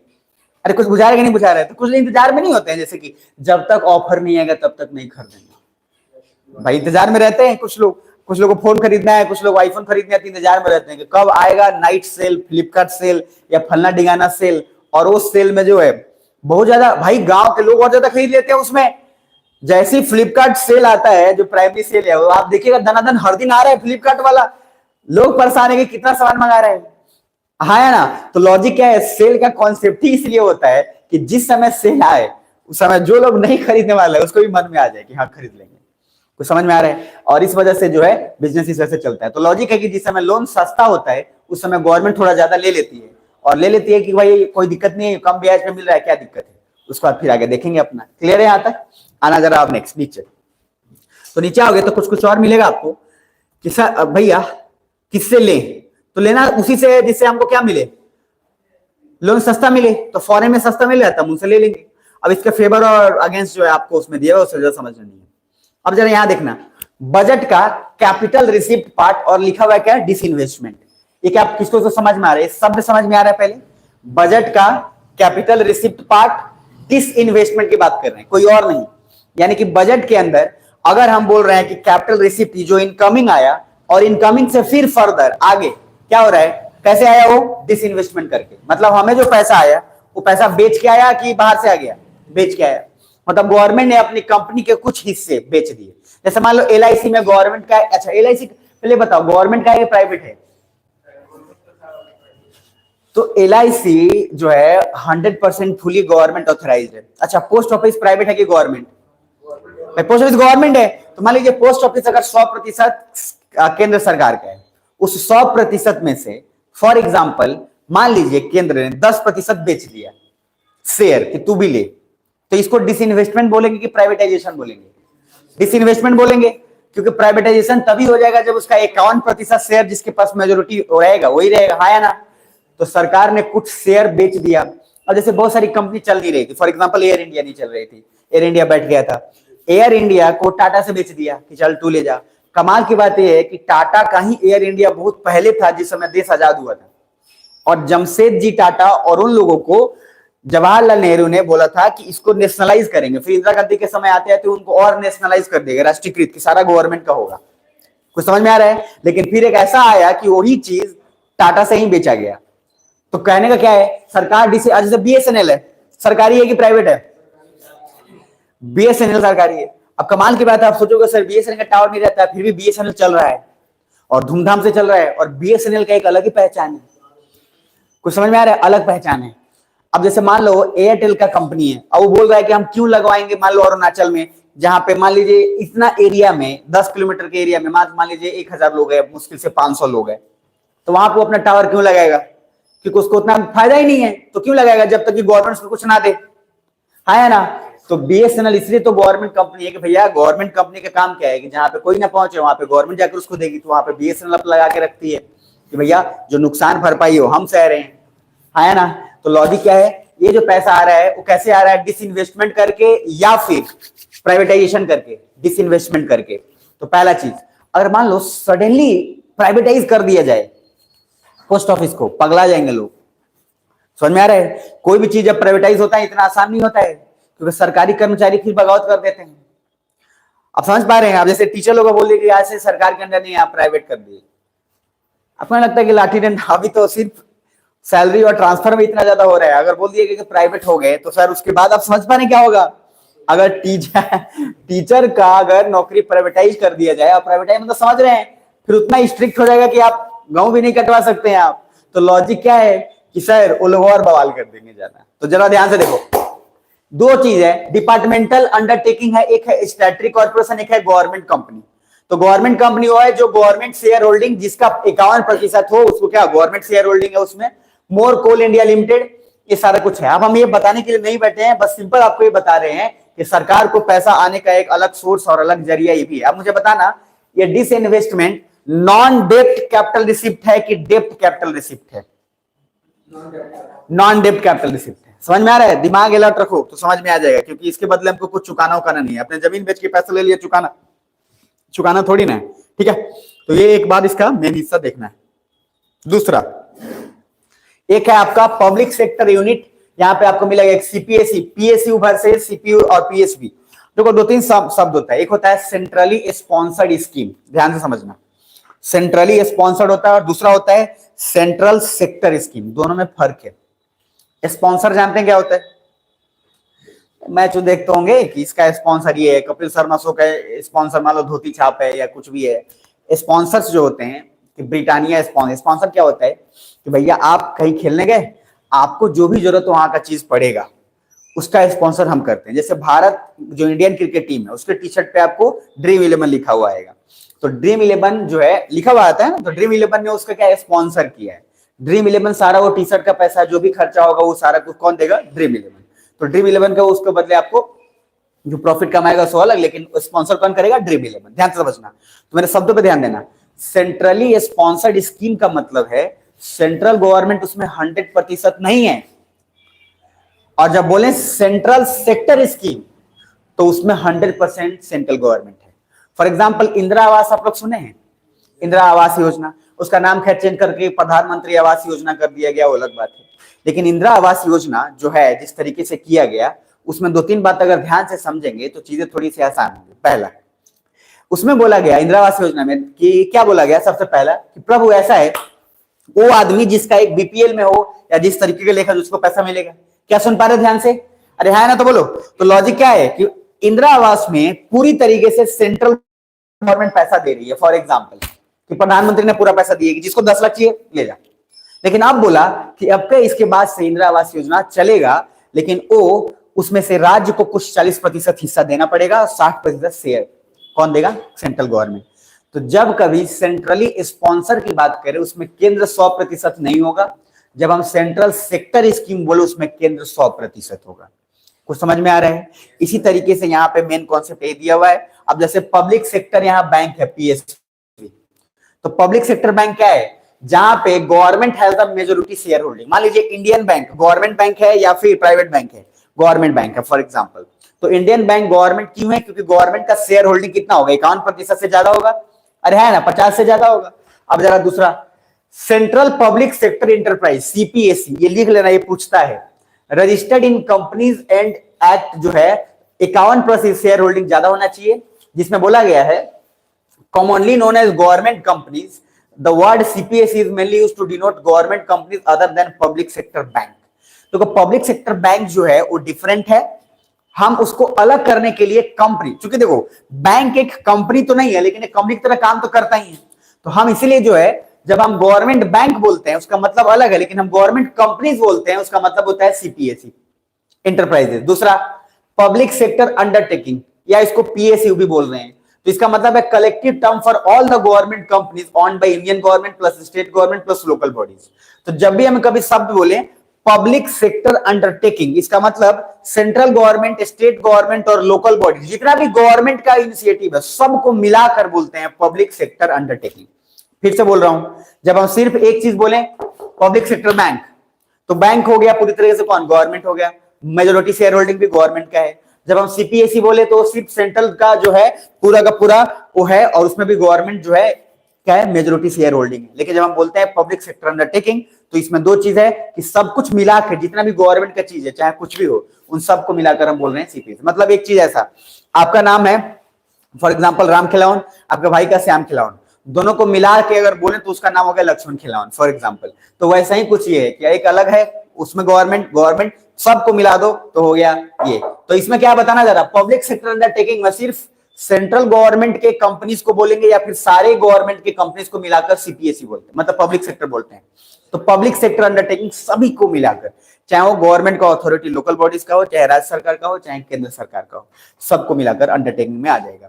अब दूसरा, उसके बाद अब एक चीज और है, रत्ना कंपनी सुनोगे, मिनी रत्ना, महारत्ना सुनोगे आप लोग कि रत्नाज कंपनी होते हैं, मिनी रत्नाज, महारत्नाज होते हैं। तो रत्ना कंपनी जरा देख लो, ध्यान से समझना, freedom to government companies based on performing. देखो रत्ना कंपनी का नाम जहां भी सुनोगे कि ये मिनी रत्ना है या महारत्ना है, उसका मतलब दो चीज पे डिपेंड करता है। पहला, उसको कितनी आजादी दी गई। क्या मेरी बात समझ में आ रही है? मतलब कहने का है कि अगर यहाँ पे बोले कि मिनिस्ट्री ऑफ हेवी इंडस्ट्री जो है और पब्लिक इंटरप्राइज, ये करता क्या है? ये देखता है कि भैया कौन लोग परफॉर्मेंस कैसे कर रहे हैं। अगर जो कंपनी परफॉर्मेंस बहुत अच्छा कर रहा है तो उसको बोल दिया जाता है कि ठीक है, तो अगले साल 10 लाख की जगह पे 20 लाख खर्चा कर लियो, गवर्नमेंट उसकी जिम्मेदारी देती है या लेती है। मेरी बात समझ में आ रही है? तो लॉजिक क्या है, this is not a private owned companies like Tata Infosys या डिसाइडेड रत्ना स्टेटस 2021, जैसे DP shifted to finance ministry, वो अभी अलग है। रत्ना स्टेटस वाली government companies are given for the flexibility in their operations, example hiring more professionals, acquisition of other company without requiring government approval.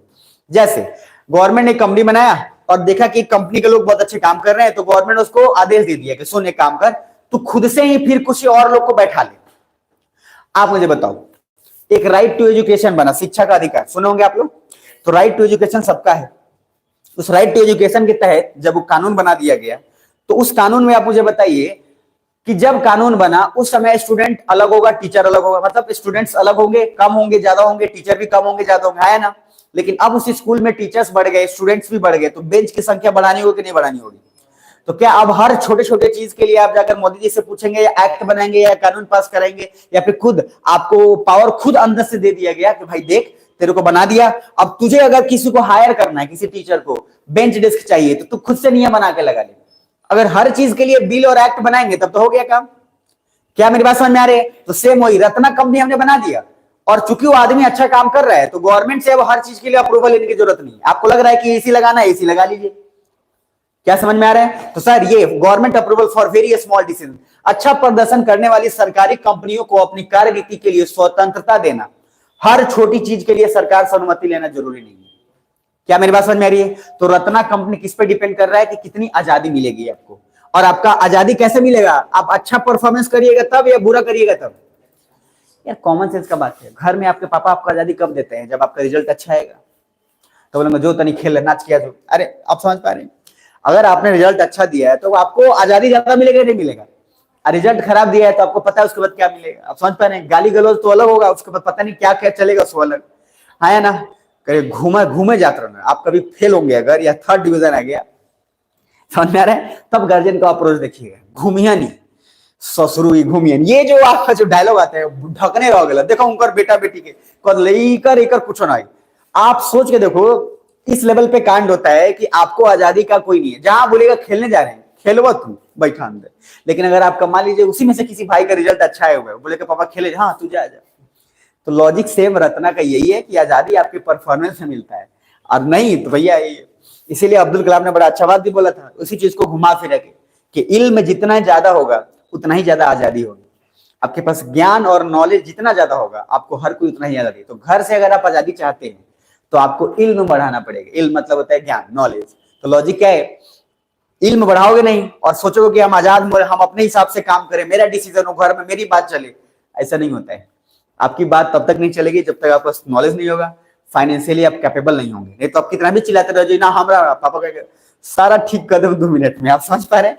इसलिए इल्म बढ़ाइए, ऑटोमेटिक आपसे डिसीजन पूछा जाएगा। जैसे ही आप आईएएस बन जाओगे, आपको लगता है कि आपके पापा आपको कुछ बोलेंगे करने के लिए? नहीं, सीधा पूछेंगे बेटा क्या करी बताओ। ये वही बाप है जो बाप पहले था और उस समय आपको बोलता था कि ये ने से गेला था काट दे, और आज चूंकि आपका नॉलेज बड़ा हो गया है, आप बड़े हो गए हैं, ग्रेजुएशन में चले गए, पीजी में, तो जल्दी आप बताएगा नहीं आपको कि क्या करना नहीं करना। वही पहले बताता था कि साइंस लेना है, साइंस ना लिया तो समझ लेना। और जैसे ही आप ग्रेजुएशन में चलेगा, बाप कुछ नहीं बोलता है। अब क्या बोलता है, क्या करेगा बताओ। क्या मेरी बात समझ में आ रही है? तो सारा गेम किस चीज का है? नॉलेज का है। इधर देखिए, तो रत्ना कंपनी में देखिए, mini Ratna category 1 and category 2, इसके अंदर 2-3 चीज लिखा हुआ है। Made profit in last 3 year continuously. उस गवर्नमेंट कंपनी ने लगातार प्रॉफिट बनाया। जैसे बीएसएनएल प्रॉफिट बना रहा है कि लॉस, तो सरकार उसका डिसइन्वेस्टमेंट कर देगी कि जा 15% उधर जा। बहुत सारा सरकारी कंपनी ऐसा है और सरकारी ऐसी डिपार्टमेंट है जो काम नहीं करता है, बहुत लेजी है, सब खाका का पेट निकालनी है, काम कुछ करने नहीं, टारगेट भी कंप्लीट नहीं कर रहे हैं। जैसे एक कोर्स बताता हूं मैं, बहुत बढ़िया। पैसा जब दिया जाता है तो 2 तरीके का पैसा हो सकता है, ध्यान से समझो। एक होता है कि अगर इस पैसे का इस्तेमाल नहीं किए तो 2031 में खत्म हो जाएगा। क्या मेरा समझ रहे हैं? और दूसरा पैसा होता है कि पैसा जो तुमको दे रहे हैं ये पैसा खत्म नहीं होगा, फिर नेक्स्ट साल फिर उसको उसी में जोड़ते जाएंगे, वो पैसा लैप्सेबल नहीं होगा। क्या मेरी बात समझ में आ रही है? जैसे बजट में जो पैसा जिस डिपार्टमेंट को दिया जाता है, मान लो शिक्षा मंत्रालय को पैसा दिया गया 50 करोड़, क्या सब सुन रहे हो? और 50 करोड़ दिया गया डिमांड फॉर ग्रांट में, ध्यान से समझना। और उस आदमी से अब लेखा जोखा लिया जाएगा नेक्स्ट साल के बजट में। समझ में आ रहा है? जैसे एकदम एक लॉजिक एग्जांपल से समझा देता हूं। क्या एग्जांपल है, ध्यान से समझना। मान लो आपको बना देता हूं मैं शिक्षा मंत्रालय, ठीक है? तो शिक्षा मंत्रालय के आप हेड है, आपने सरकार से 2023 में 50 करोड़ रुपया लिया था। सुन पा रहे हैं ध्यान से? अब सरकार आपको 50 करोड़ देके सो गई, ठीक? अब 50 करोड़ में आपको क्या करना नहीं करना वो आप जानो, डिपार्टमेंट है, आपको कैसे डेवलपमेंट करना है वो आप देखो। क्या सुन पा रहे हो? अब नेक्स्ट ईयर मतलब अभी के समय में बजट जब प्रस्तुत हो जाएगा, बजट कब प्रस्तुत हो गया? फरवरी के फर्स्ट वीक में, क्लियर? एक शब्द होता है मार्च रस। क्या होता है? मार्च रस। तो चूंकि 31 मार्च तक आपको जमा करना है जो पैसा आपको पिछले साल मिला था, यानी कि 1 अप्रैल को आपको 50 करोड़ रुपया मिला, उस 50 करोड़ रुपया का हिसाब किताब दीजिएगा ना जी, और उस 50 करोड़ का हिसाब किताब अगले साल 31 मार्च तक आपको सबमिट कर देना है कि इस 50 करोड़ का खर्चा कहां कहां किए। क्या समझ में आ रहा है? अधिकतर नेताओं तब सो जाता है, और जैसे ही फरवरी आएगा, और अभी के समय में देखो खूब क्रेडिट कार्ड का फोन आएगा, खूब सारा स्कीम आएगा। इसीलिए जब स्कीम और पॉलिसी रटा जाता है दिमाग से, तो ज्यादातर फरवरी, जनवरी से लेकर मार्च के बीच में जाकर देख लो, जितना सुकन्या योजना है, बड़ा बड़ा जितने सारी योजना है, ये सब जनवरी से मार्च के बीच में होते हैं इंप्लीमेंट, क्योंकि सुतल रहता है सब, और अचानक सब लगता है हिसाब किताब मांगेगा। और इधर हिसाब किताब क्यों मांगेगा? आपको बोला 50 करोड़ दिए थे, बताइए क्या क्या किए? आप बोले सर 50 करोड़ खर्च नहीं कर पाए, 40 करोड़ ही कर पाए। तो जो 10 करोड़ बचा है ना, वो भी 10 करोड़ ले लेगा, और अगले साल आप मांगिएगा तो नहीं देगा, यानी कि अगले साल आपको 30 करोड़ मिलेगा या 40 करोड़ मिलेगा। इसीलिए सरकार में कंजूस होना ठीक बात नहीं है। अगर आप नेता बन गया कंजूस हैं तो अच्छी बात, कुछ बुझा रहा है? कि पैसा नहीं मिलेगा, जो पैसा बचा वो ले लिया, और अगले साल जो आपको देना है वो भी उतना नहीं देगा। अरे कुछ समझ में आ रहा है? तो ये बताना मुझे, ये लैप्सेबल फंड है कि नॉन लैप्सेबल है? लैप्सेबल है, क्योंकि पैसा लैप्स कर जाएगा, आपने इस्तेमाल नहीं किया तो पैसा कौन ले लेगी? सरकार ले लेगी, आपके पास रहेगा ही नहीं, है ना? अब दूसरा फंड एक नया बनाया गया, बड़ी बेहतरीन। वो क्या फंड है, ध्यान से सुनना। एक निर्भया का मैंने बोला था, निर्भया रेप कांड हुआ था, और जिसके कारण निर्भया रेप केस के बाद दो चीजें ध्यान से समझना, एक फंड बनाया गया निर्भया फंड, और निर्भया फंड में बोला गया कि वैसी सारी लड़कियों और वीमेन इंपावरमेंट के लिए फंड में पैसा आएगा, और ये पैसा नॉन लैप्सेबल होगा, मतलब पैसा कभी लैप्स नहीं होगा। कमाल की बात जानते हैं, उस अमाउंट, उसमें 50,000 करोड़ रुपए आ गए, गवर्नमेंट में दिए सब, और उसका एक डिपार्टमेंट बना दिया गया। उस 50,000 करोड़ में से आज तक इतने साल हो गए, उसमें से जाहिर ज्यादा से ज्यादा 20 या 30% पैसा भी खर्च नहीं हो पाया। क्यों? क्योंकि जो नौकरी स्टाफ वाला था, ये सबको क्या है, कोई चिंता है नहीं। क्यों? क्योंकि ये पैसा लैप्सेबल है कि नॉन लैप्सेबल है? नॉन लैप्सेबल है। उसको पता है कि हम काम करेंगे तब वो, नहीं काम करेंगे तब वो पैसा तो रहबे करेगा। लेकिन सरकार क्यों मार्च में उठ जाती है? क्योंकि उसको पता है अगर नहीं खर्चा दिखाए तो पैसा जाएगा भी, और अगले साल उतना बजट में हमको पैसा भी नहीं देगा ही, है ना? तो उसी बहाने सही, उल्टा सीधा सही, पैसा तो खर्चा करेगा या नहीं करेगा? और पैसा खर्च करेगा तभी तो डेवलपमेंट होगा। इसलिए जब पॉलिसी रटा जाता है ना, तो सब लोग रटता है, इस दिन ये दिवस, सुकन्या योजना। कॉमन सेंस का बात है, मार्च रस में भागा दौड़ी मच जाता है, सब लोग भागते रहता है कि कितना। इसीलिए आपको अभी क्रेडिट कार्ड का खूब फोन आएगा, आपको अलग अलग डिपार्टमेंट के खूब स्कीम्स आएंगे, बहुत सारे स्कीम्स। और अभी आप क्रेडिट कार्ड वगैरह के लिए अप्लाई करो, दनादन मिलेगा आपको, क्योंकि वो पैसा बहुत तरीके से इस्तेमाल किया जाता है। सीधा बोल देगा कि इस बार से आगे कुछ नहीं, उल्टा सीधा बोल देगा कि इस बार से 2000 पहले से चेयर है, बोल देगा 2000 और चेयर दे दो, क्योंकि उसको दिखाना है कि हमने पैसा जो है 50 करोड़ लिया था उसका हिसाब किताब। और इसलिए दाना अभी खूब सारे स्कूल्स में बहुत सारा नया नया सामान आ जाएगा, नए नए कुछ ओपन जिम खुल जाएंगे, नए नए कुछ सारा, जैसे गांधी मैदान जाएगा देखोगे ओपन जिम खुल गया, वहां पे जिम के लिए, एक्सरसाइज के लिए बहुत सारा वो खुल गया। तो सब अभी क्यों हुआ? पहले क्यों नहीं हुआ? दिसंबर में क्यों नहीं हुआ? अक्टूबर में क्यों नहीं हुआ? क्योंकि सबको जो पैसा मिला था उस पैसा का हिसाब किताब सबको देना है, और वो अभी टाइम नहीं है, क्योंकि फरवरी का लगभग 20 तारीख आ गया। कुछ बुझा रहे? तो इसीलिए सरकार सोची कि हरामखोर सबको पैसा देते हैं, एक साल सो जाता है, मार्च में आके दौड़ा दौड़ी लगा देता है, तो सरकार खुद कुछ नियम लगा देते हैं। तो मेरे को जो समझाना था वो समझाना ये था कि कुछ फंड लैप्सेबल होते हैं, लैप्सेबल, और कुछ फंड नॉन लैप्सेबल होते हैं। आप मुझे बताना जरा ध्यान से, लैप्सेबल फंड के कारण कम से कम कुछ तो खर्चा हुआ, लेकिन नॉन लैप्सेबल के कारण सारे लोग आलसीपन हो जाते हैं कि पैसा है, ये है, कौन पूछ रहा है, इसीलिए वीमेन इंपावरमेंट में कुछ नहीं हुआ। लास्ट मोमेंट पे थोड़ा सा कर देते हैं, सीसीटीवी लगा देंगे, दिल्ली में बस के अंदर कैमरा लगा देंगे, कुछ इमरजेंसी नंबर डाल देंगे और 112 लगा देंगे, वीमेन के लिए हेल्पलाइन नंबर दे देंगे, ये बस यही छोटा मोटा काम कर देते हैं। क्योंकि उनका फंड क्या है, लैप्सेबल है कि नॉन लैप्सेबल? Non lapsable. और जिसका लैप्सेबल है, अभी सारा देखिए, अभी सारा मंत्री लोग चौकन्ना होगा, A to Z मंत्री न्यूज में आएंगे, A to Z विधायक जो अभी तक सूता हुआ था सब, उस सब अभी जो है कान खड़ा हो जाएगा। इसलिए नहीं कि इलेक्शन, सब इसलिए कहेगी, देखिएगा आपको पोस्टर सभी बहुत मिलेंगे मंत्री नेता के, भाई पवन जायसवाल का फोटो मिल जाएगा आपको, फिर किसी और का मिल जाएगा जो सोया हुआ है पिछले 1.5 साल से। कुछ समझ में आ रहा है? तो लॉजिक क्या है, सब मार्च रस का देन है, कहे कि सारा मिनिस्ट्री, सारा मंत्रालय आपसे खींचेगा पैसा। अचानक से राधा मोहन सिंह एक्टिव हो जाएंगे, अचानक से जितने सारे मंत्रालय, शिक्षा विभाग एक्टिव हो जाएगा, और अभी के पाठक नया नया भी स्कीम्स लाएंगे, क्योंकि सब मंत्रालय को अपना हिसाब किताब देना है, इसीलिए उसको मार्च रस बोलते हैं। और अभी सब दौड़ा दौड़ी में होगा, कोई नेता शांत नहीं। आपको, आप मोतिहारी में भी है, आप प्रेजेंट में, आप मोतिहारी के अंदर टाइम मिले, खाली फुकरे की तरह घूम लीजिए, खाली सुबह से शाम खाली टहल लीजिए, ऐसे ही कान में हेडफोन लगा के, या ऑडियो या करंट अफेयर सुनते रहिए, आपको देख लीजिएगा मंत्री का बहुत सारा गाड़ी आपको अभी आते जाते मिल जाएगा अभी। लेकिन यही आदमी 1 साल पहले नहीं मिलेगा। कुछ बुझा रहा है? क्योंकि सबको डर रहता है कि पैसा भी जाएगा और अगले साल पैसा नहीं देगा, मामला खत्म। क्लियर है यहां तक?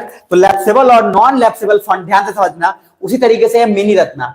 अब आप मुझे बताओ, मिनी रत्ना के लोग जो है किस बेसिस पे डिपेंड करते हैं, उनका परफॉर्मेंस कैसा है, और परफॉर्मेंस कैसा है तो उनका फंड ज्यादातर लैप्सेबल होगा कि नॉन लैप्सेबल होगा? लैप्सेबल होगा, क्योंकि जब आपका पैसा खत्म होने वाला है, आदमी कब मेहनत करता है? जब उसका पैसा खत्म होने वाला होता है, रोटी खत्म होने वाला होता है।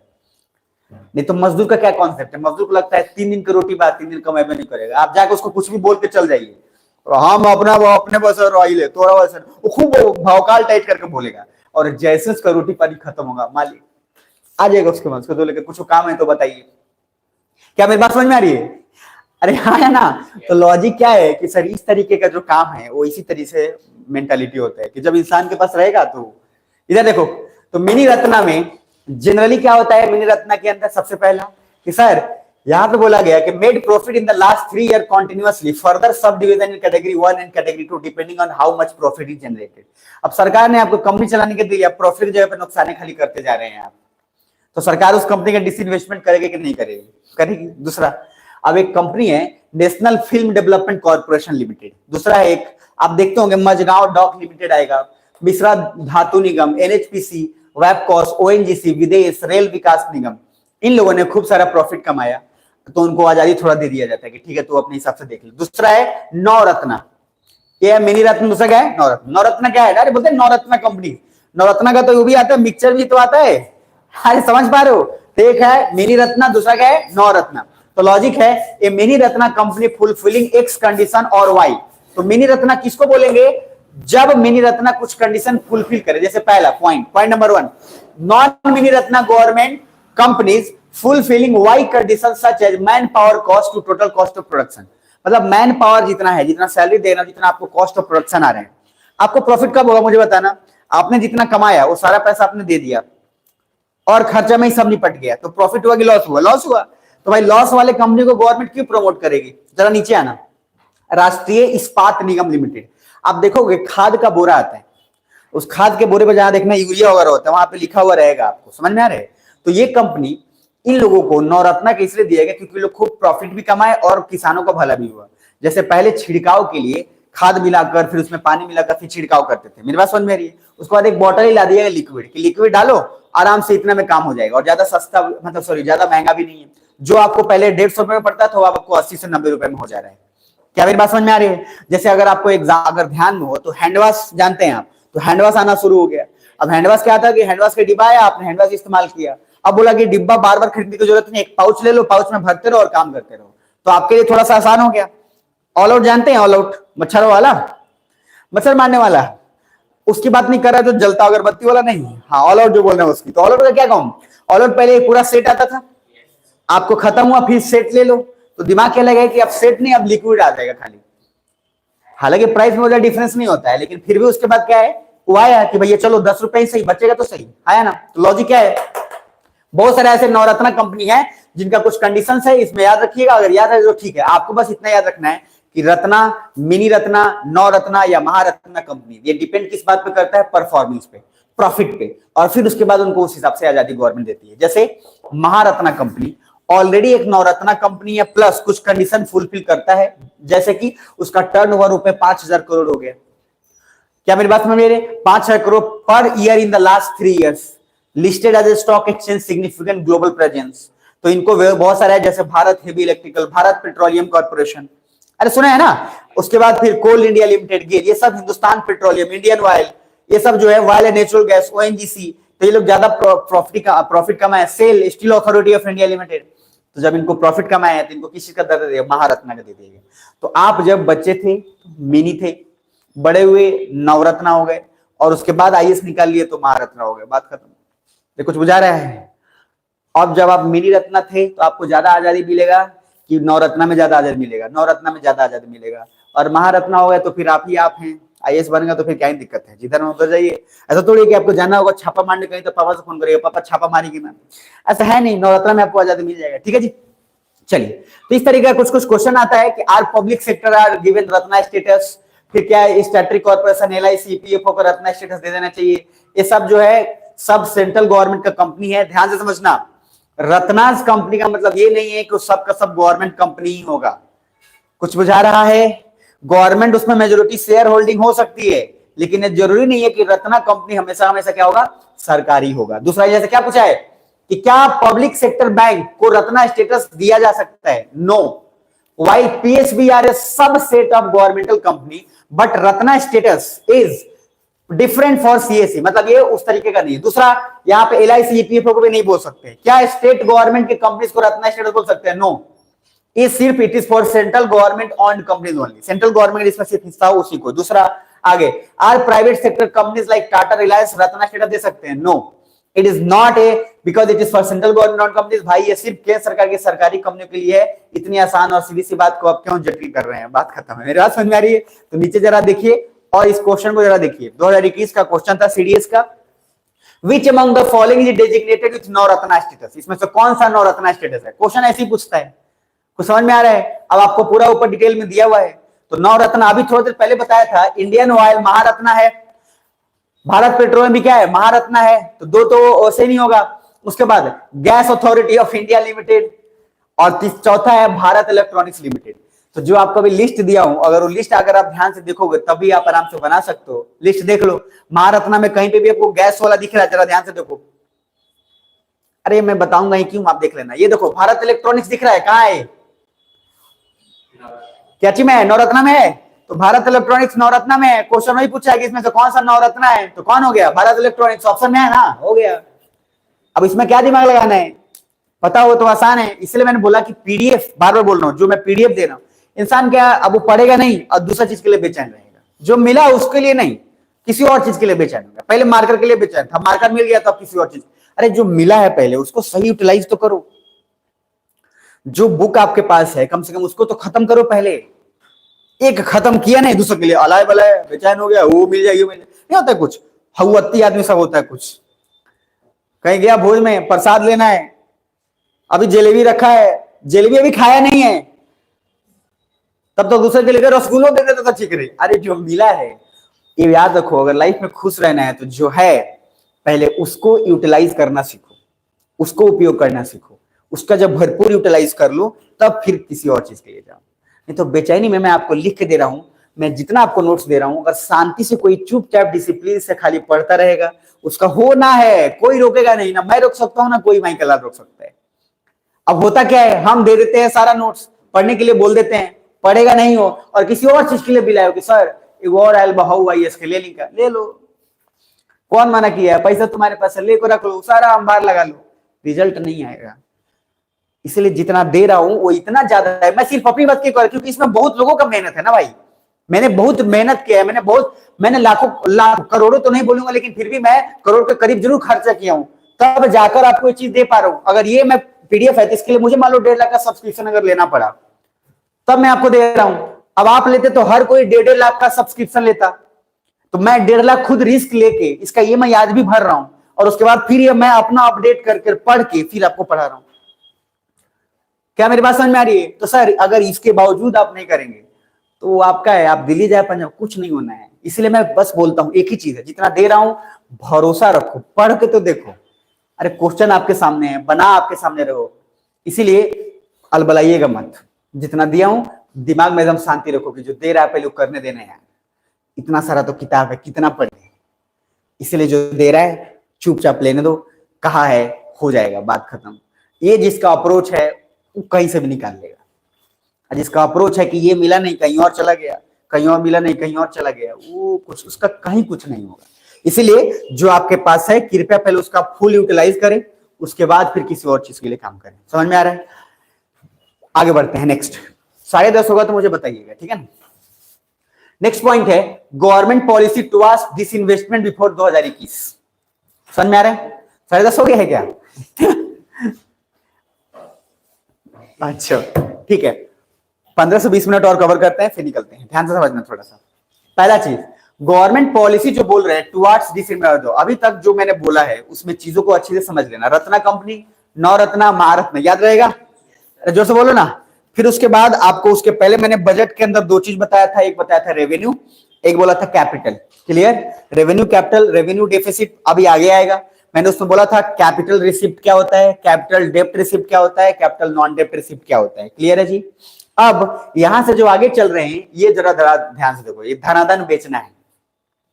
रेडी रहोगे ना तो ये पूरा खत्म हो जाएगा अभी के अभी, पूरा पेज 47 अलर्ट हो, 15 मिनट में खत्म हो जाएगा, क्योंकि बहुत बहुत जबरदस्त है।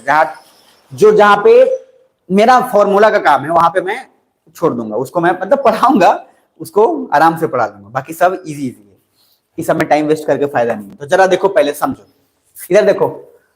अब इनका नाम आपको पता नहीं, पता हो कि नहीं पता हो, कौन है ये तो पता ही होगा आपको। इनका नाम आपको पता है तो ठीक है, अभी कुछ दिन पहले इनको भारत रत्न में मिला है। उसके बाद ये है, ये है, ये है। अब जरा देखो, दे धनाधन बेचो। आप जरा इधर देखो, ये बेचारे थोड़े से उदास हो गए, और फिर ये आते हैं फिर बोल रहे दे धनाधन बेचो। समझ में आ रहा है मेरी बात? तो लॉजिक क्या है? 2021 के समय की बात करोगे तो गवर्नमेंट कंपनी, इधर देखो ओएनजीसी दिख रहा है, ओएनजीसी सरकारी कंपनी है जिसके अंदर 90% शेयर होल्डिंग मान लो है केंद्र सरकार का, इसमें से 10% किसी और को बेच दिया उसने, तो ये डिसइन्वेस्टमेंट होगा कि प्राइवेटाइजेशन होगा? डिसइन्वेस्टमेंट हुआ। अच्छा, इससे जो पैसा मिला वो पैसा कैपिटल डेप्ट रिसिप्ट है कि कैपिटल नॉन डेप्ट रिसिप्ट है?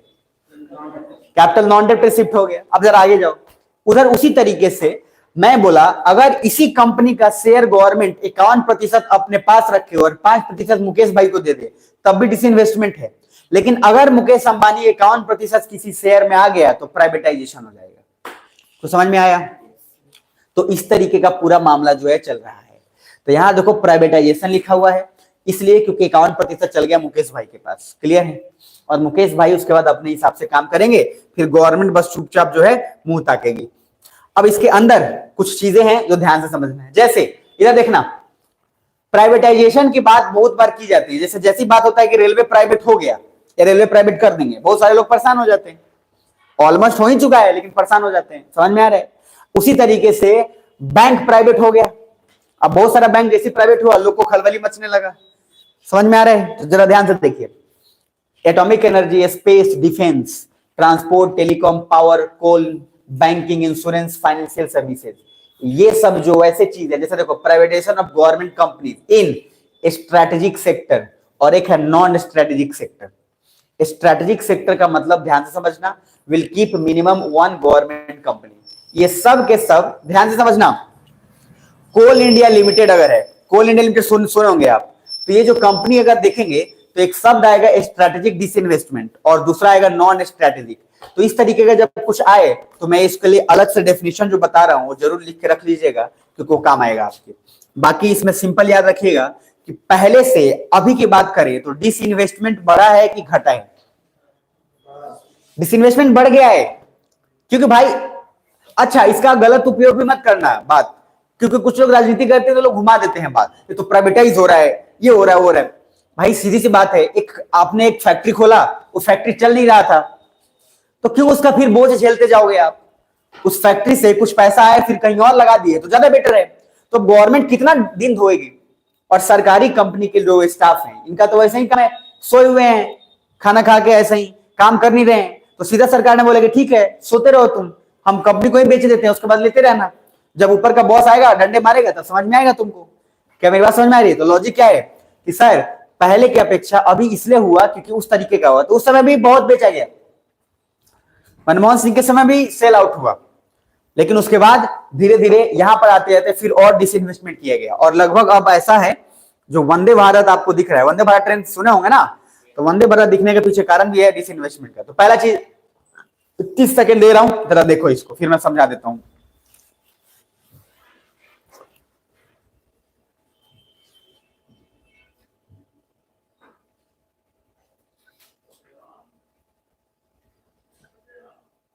ये बताया हुआ है आपको, इसमें एक फुल फॉर्म है दीपम, DIPM, दीपम डिपार्टमेंट। ये मैं एक जगह और भी जिक्र किया होगा कहीं ना कहीं। तो इसमें कुछ नहीं दिया हुआ है, बस सिंपल दिया हुआ है प्राइवेटाइजेशन और डिसइन्वेस्टमेंट का डेफिनेशन, ये आपको पहले से क्लियर है। क्लियर है जी? तो डिसइन्वेस्टमेंट का मतलब है कि सरकार जब अपने पास मेजोरिटी शेयर होल्डिंग रखती है और कुछ प्रतिशत उस कंपनी का बेच देती है तो डिसइन्वेस्टमेंट है। प्राइवेटाइजेशन में जैसे ही सरकार उस कंपनी का 51% हिस्सा बेच देगी वो प्राइवेटाइजेशन होगा, बस उसके अलावा और कुछ जिक्र इसमें नहीं है। अब फेवर और डिसफेवर में हम नहीं जाएंगे, क्योंकि देखो दो तरीका होता है। सरकार कोई कंपनी क्यों बेचेगी? ऐसा सरकार कोई गधा और बेवकूफ नहीं होता है, कोई भी गवर्नमेंट और भलाई ही चाहता है पूरे लोगों का, चाहे वो किसी का भी सरकार हो। मेरी बात समझ में आ रही है? वो अलग बात है कुछ लोग चारा घोटाला दाना घोटाला ज्यादा कर लेते हैं, लेकिन पॉइंट ये है कि भला फिर भी सरकार कहीं ना कहीं चाहता ही है। पॉइंट देखो होता क्या है कि गवर्नमेंट शेयर होल्डिंग अगर जैसी डिक्रीज होगा तो दो चीज होगा, प्राइवेट इन्वेस्टर आएंगे, पैसा सरकार को मिलेगा, एफिशिएंसी बढ़ेगा, इनोवेशन और ऑटोनॉमी भी बढ़ेगा। दूसरा, disinvestment proceed can be used for welfare scheme. जब ज्यादा डिसइन्वेस्टमेंट करेंगे उससे जो पैसा आएगा तो हमारा जो फिजिकल डेफिसिट है, जो हमारा घाटा है, जो हम कर्जा लिए जो चुका नहीं पा रहे, वो चुका पाएंगे। और प्लस धीरे धीरे ये भी होगा कि वेलफेयर स्कीम, मान लो सोच के देखो आप, प्रधानमंत्री गरीब कल्याण योजना आप चला दिए, अब प्रधानमंत्री national rural employment guarantee act चला दिए कि मजदूरों को रोजगार मिलेगा 100 दिन के लिए, ये सब कुछ भाई उसके लिए भी तो पैसा चाहिए, कहां से आएगा वो? तो लॉजिक क्या है कि जब इस तरीके का कांड करने के लिए हो तो डिसइन्वेस्टमेंट करना चाहिए। अब मीडिया में क्या है, अलग तरीके से कर दिया, ये तो सरकार बेच रही है, निकम्मी है, सबको प्राइवेट है, ये सब के चक्कर में पड़िएगा मत। समझ में आ रहा है? ये राजनीति वाला होता है, बस आपको ये देखना है कि हाँ किस तरीके से सरकार, ऐसा नहीं है कि पहली बार हो रहा है। जरा देखिए जवाहरलाल नेहरू, दिख रहा है? ये वही शब्द है जो मैंने थोड़ी देर पहले आपको बताया था।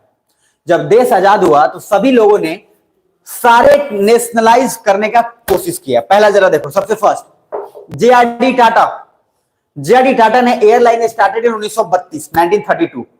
अब जरा देखना ध्यान से, एयर इंडिया और सब्सिडरी कंपनी जैसे एक्सेल और स्टार्स, ये सब के सब क्या हो गए, ऑलरेडी नेशनलाइज कर दिए गए। और अभी के समय में क्या हुआ, एयर इंडिया इतना लॉस में गया कि गवर्नमेंट उसका डिसइन्वेस्टमेंट करके और उसका मेजोरिटी पूरा बेच ही दिया किसको, टाटा को।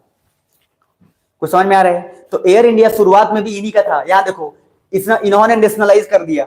नेशनलाइज करने के बाद क्या हुआ कि कंपनी इस तरीके का हो गया, बाद में कुछ काम नहीं किया तो बस 18,000 करोड़ टाटा ने पैसा दिया और सीधा गवर्नमेंट उसको प्राइवेटाइज कर दिया। तो अब एयर इंडिया बताना गवर्नमेंट का है कि प्राइवेट सेक्टर में है? प्राइवेट है। तो सर वो सीधा का सीधा टाटा जो है वो रन करते हैं। तो उसी का एक डेट यहाँ दिया हुआ है, 18,000 करोड़ में वो डील हुआ था, तो खैर उतना याद रखना नहीं है।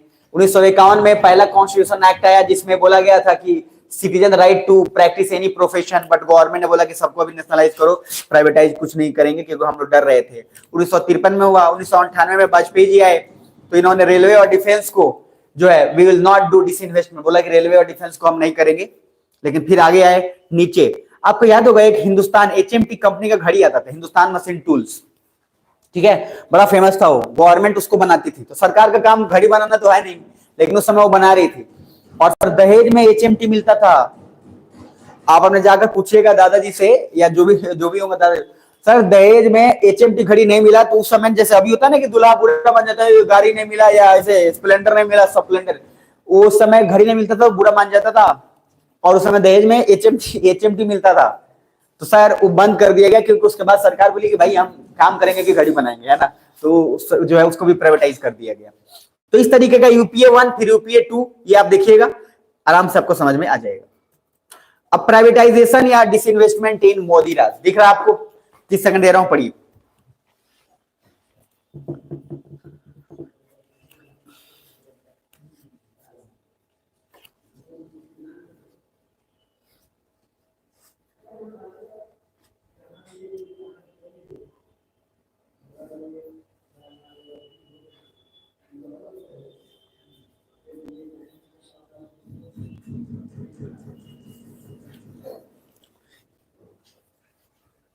अभी आप पढ़ लोगे ना तो समझ में आ जाएगा। अब जरा देखो, strategic sector, atomic energy, defence, non strategic sector, उसके अलावा जो भी है उनको नॉन स्ट्रेटेजिक बोलते हैं। ये बस आपको आसान है पढ़ना, ठीक है। एक क्वेश्चन पूछा था 2011 में, देखना जरा।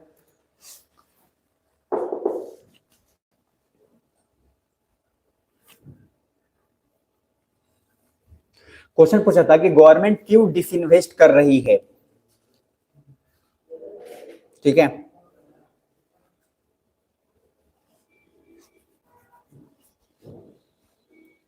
अभी तक जो हम पढ़ रहे थे वो क्या था, बजट का कैपिटल पार्ट था और रिसिप्ट था, इनकमिंग पैसा आ रहा था डिसइन्वेस्टमेंट से या उसको करके। अब यहां पे क्या है, बजट का कैपिटल पार्ट एक्सपेंडिचर। कुछ समझ में आ रहा है? तो इस टॉपिक का या इस जो थीम का सबसे अच्छी बात यह है कि जो पहला टेबल है उसी टेबल के बेसिस पे पूरा चैप्टर कंप्लीट हो जाएगा। मतलब बजट का कैपिटल पार्ट, बजट का एक्सपेंडिचर पार्ट। तो अब हम बजट का क्या पढ़ रहे हैं, कैपिटल की मतलब कैपिटल में एक्सपेंडिचर या फिर रिसिप्ट एक्सपेंडिचर। समझ में आ रहा है? तो यहां से खर्चा पे चलेंगे, और खर्चा पे चलेंगे तो अलग अलग खर्चे हैं, दिमाग में रखें। आज इतना ही रखते हैं, कल कंटिन्यू करेंगे, ठीक है। इसमें एक पांच और रुक जाओ थोड़ा देर, इसमें एक शब्द है कैपेक्स। कैपेक्स दिख रहा है? इसका फुल फॉर्म समझ में आ जाना चाहिए, पढ़ाए हुआ है। क्या है कैपेक्स?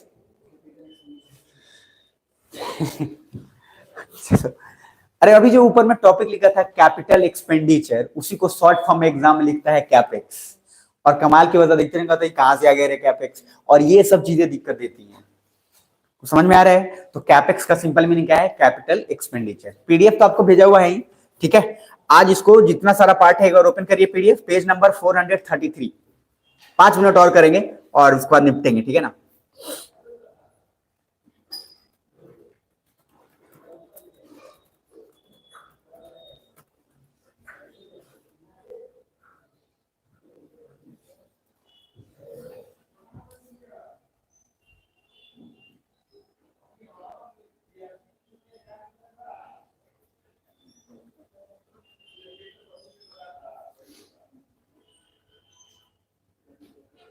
बहुत आसान है टॉपिक है, ठीक है ना।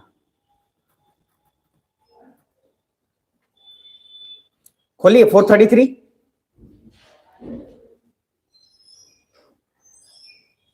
नहीं मिल रहा होगा तो कुछ लोग हाईलाइट कर दीजिएगा उसको ग्रुप में, ऐसे ही करके उसको।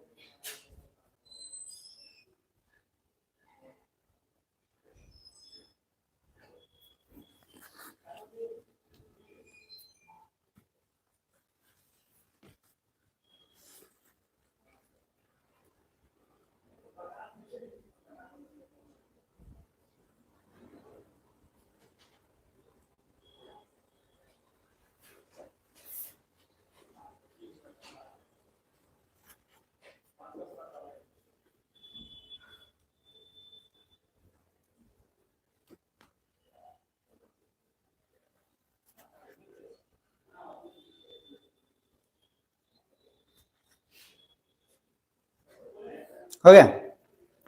ओपन हुआ? नेक्स्ट 433 नहीं हुआ ओपन?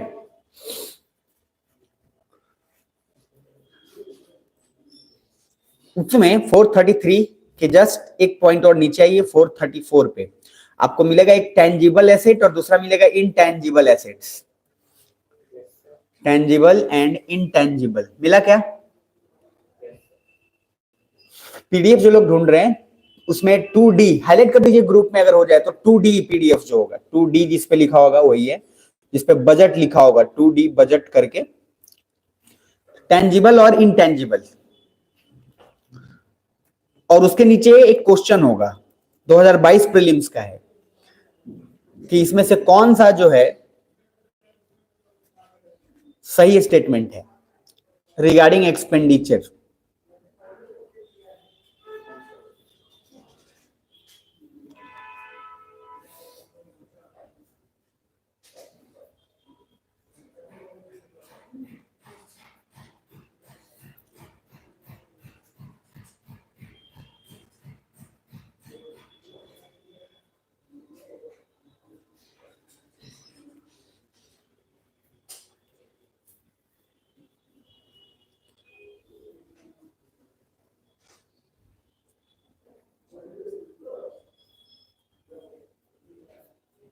हो गया? चलो कोई नहीं, कल इसको कंटिन्यू करते हैं, ठीक है। अब एक बार पेज नंबर आ जाओ 435। आ गए? 35 को मिलेगा, एक बहुत अच्छा फॉर्मूला है, मतलब 34 के पास से ही शुरू हो जाएगा। टाइप ऑफ डेफिसिट, घाटे के प्रकार। 434 पे मिल रहा है क्या? डेफिसिट को मुझे पढ़ाना है अच्छे से, क्योंकि यहां से डायरेक्ट डायरेक्ट क्वेश्चन पूछता है फिजिकल डेफिसिट क्या है, प्राइमरी डेफिसिट क्या है। बहुत आसान है, तो मैं इसको अभी कंप्लीट पूरा नहीं कर पाऊंगा क्योंकि थोड़ा लंबा खींचेगा, ठीक है ना। इसीलिए अभी जो मैं पढ़ाया हूं मैं उसको रिपीट एक बार कर देना चाहता हूं, ताकि आपके दिमाग में वो चला जाए यहां तक जो पढ़ाया हूं अभी तक। मेरी बात समझ में आ रही है? और उसके बाद फिर आगे कंटिन्यू कर लेंगे। पीडीएफ मैं सारा भेज चुका हूं। आपसे निवेदन है कि पीडीएफ संभाल के रखिएगा अपने पास, बहुत काम आएगा, अन्यथा जीवन आपका है ना और सारा चीज आपका तो नुकसान हो जाएगा। मैं इसलिए चाहता हूं कि रखिएगा। तो आज हमने जो पढ़ा है मैं फिर से रिपीट कर देता हूं, प्लीज देख लो, आराम से समझ लो। रेडी हो? पहला होता है बजट। बजट में दो पार्ट होते हैं, एक होते हैं रेवेन्यू, एक होता है कैपिटल। रेवेन्यू जब भी हम बोलते हैं, रेवेन्यू एक साल से कम का होता है जनरली। रेवेन्यू में हमको समझने के लिए कैपिटल को अगर पहले समझ लोगे तो आसान होगा। कैपिटल का मतलब होता है कि कोई ऐसा पैसा जो आपके पास आया, उस पैसे से आपने रोड बनाया या आपने मशीन खरीदा, तो एक एसेट क्रिएट हो गया, क्योंकि उससे और आगे काम बढ़ेगा, है ना। तो कैपिटल से एसेट क्रिएट होता है। रेवेन्यू से आप सर्विसेज वगैरह में लगाते हैं कि गरीब कल्याण योजना, आवास योजना चला दिया और भी काम कर लिए। मेरी बात समझ में आ रही है? तो बजट के अंदर क्या क्या, जल्दी बोलना, दो, रेवेन्यू और कैपिटल। फिर अब जो रेवेन्यू में पैसा हमारे पास आया, उसमें से हम क्या करेंगे, रेवेन्यू के अंदर एक पैसा आया इनकमिंग और एक दूसरा एक्सपेंडिचर। फिर कैपिटल का भी जो पैसा आया था उसमें से भी इनकमिंग और उसमें से भी एक्सपेंडिचर। क्लियर? अब जब उसको अलग अलग तरीके से करेंगे तो दो तीन तरीका होगा। कुछ पैसा जो आया वो कर्जा में आया होगा, हमने हो सकता है आरबीआई से लिया हो, हमने बाहर से लिया हो, या कुछ पैसा जो है, ध्यान से समझना, कर्जे में बाहर लिया, और कुछ पैसा ऐसा है कि कर्जा में नहीं था, हमने खुद उसका डिसइन्वेस्टमेंट कर कर अपने पास पैसा लाया। क्लियर है? हमारी जमीन थी, कुछ हिस्सा बेचकर उससे पैसा आया, फिर हमने अलग अलग काम किया। यहां तक डन है? और ये कैपिटल का पार्ट है, यानी कि अभी तक हम आज जो पढ़े हैं वो कैपिटल का डेप्ट रिसिप्ट, नॉन डेप्ट रिसिप्ट, कैपिटल का हमने ये पूंजी रिसिप्ट सिर्फ पढ़ा है। कैपिटल का एक्सपेंडिचर अलग लेवल पे होता है, आपने अलग अलग किया। मेरी बात समझ में आ रही है? और उसी तरीके से मैंने आपको धीरे धीरे जो मैंने इसमें बताया है टॉपिक में, उस टॉपिक के अंदर और भी चीजें बताया, जैसे रत्ना कंपनी क्या होता है, नवरत्ना कंपनी क्या होता है, क्या समझ में आ रहा है, और महारत्ना कंपनी क्या होता है। तो नवरत्ना महारत्न जो भी कंपनी है, ध्यान में बस ये रखना है आपको कि उस कंपनी में सेंट्रल गवर्नमेंट होती तो जरूर है, लेकिन वो कंपनी सेंट्रली स्पॉन्सर्ड स्कीम नहीं है, चाहे वो बैंक की तरह काम नहीं करती। वो कंपनी को सेंट्रल गवर्नमेंट प्रमोट करती है, स्टेट गवर्नमेंट नहीं करती है प्रमोट। हम रिलायंस कंपनी या इन सब प्राइवेट कंपनी को कभी भी रत्ना महारत्ना के स्टेटस नहीं दे सकते हैं। दूसरा, कभी भी स्टेट गवर्नमेंट का कंपनी को भी रत्ना या महारत्ना का स्टेटस नहीं दे सकते हैं। क्लियर है यहां तक? वो सिर्फ और सिर्फ सेंट्रली गवर्नमेंट का होगा। दूसरा, उसके बाद मैंने बोला डिसइन्वेस्टमेंट अभी पहले से ज्यादा बढ़ा है कि घटा है? बढ़ा है, लेकिन उस डिसइन्वेस्टमेंट का काम क्या होता है आपको पता है? बेनिफिशियल पहुंचाने के लिए दूसरे लोगों को। दूसरा, कुछ चीजें हैं जो स्ट्रेटेजिक सेक्टर में काम करता है और कुछ चीजें नॉन स्ट्रेटेजी में काम करते हैं, उसका एक लिस्ट आपके पास है। दूसरा एक था टेंजिबल एसेट और दूसरा है इनटेंजिबल एसेट। इसको मैं यहां से, और एक्सपेंडिचर वाला जो डेफिसिट है कि कैसे हुआ, ये पूरा मैं नेक्स्ट क्लास में कंटिन्यू करूंगा। ठीक है जी? तो आज जितना बताया हूं, बहुत जितना बताया हूं उसको ध्यान से कर लेना। आपसे निवेदन ये है कि ये जो डेफिसिट आगे पढ़ाऊंगा, इसके वजह से सुन लो, आप सीआरआर और एसएलआर जो पढ़ाया था वो रिवीजन कर लेना, क्योंकि उसका पूरा काम आएगा यहाँ, इसीलिए मैं छोड़ रहा हूँ। तो जो टाइम आपको मिल रहा है उसमें सीआरआर एसएलआर वो पूरा डिटेल रेपो रेट वो देख लेना, क्योंकि फिर हम डायरेक्टली यहाँ फिर देखो बताएंगे तो फिर ऐसे ही रह जाएगा काम सारा। अब मैं वहां फिर सीआरआर थोड़ी ना समझाऊंगा यार, कितना समझाऊंगा मैं। तो सीआरआर सीधा बोलूंगा कि इसमें इतना हो गया, रेपो रेट इतना कर दिया गया, तो आप उसको कर लेना, तब मजा आएगा। क्लियर है? आज इतना ही रखते हैं, कल कंटिन्यू करेंगे। आज क्लास पहले करने का बहुत सारा कारण था, बस दिमाग में रखिएगा कि मैं सोचा हूं कि अगर जो आएंगे नहीं भी आएंगे तब भी रिकॉर्डेड रहेगा सेशन, तो रिकॉर्डेड से भी देख सकते हैं, कोई दिक्कत नहीं है। फिर से बोल रहा हूं, प्लीज अपना काम करते रहो, कौन क्या कर रहा है कौन क्या नहीं, उसके चक्कर में ना पड़े, सिर्फ अपना काम करें, अपना टारगेट रखो। आज इतना पढ़ना, इतना नहीं, किसी के बात सुनो मत, चुपचाप अपने हिसाब से पढ़ोगे, चीजें आसान रहेंगी। समझ में आ रहा है? तो इस तरीके का काम अगर करोगे तो बेहतर है, और नहीं तो दूसरे से प्रभावित मत होइएगा कि उसका लाइफ कितना बढ़िया है कि वो आराम से सो रहा है, आराम से जग रहा है। ये सब काम मत करिए, आप अपना काम करते रहिए। क्लियर है? कल मिलते हैं, फिर कल कंटिन्यू करेंगे। क्लियर है? बाकी जो लोगों का क्लास छूटा है वो प्लीज कवर कर लीजिएगा, जो भी है आगे पीछे का। क्लियर है? चलिए।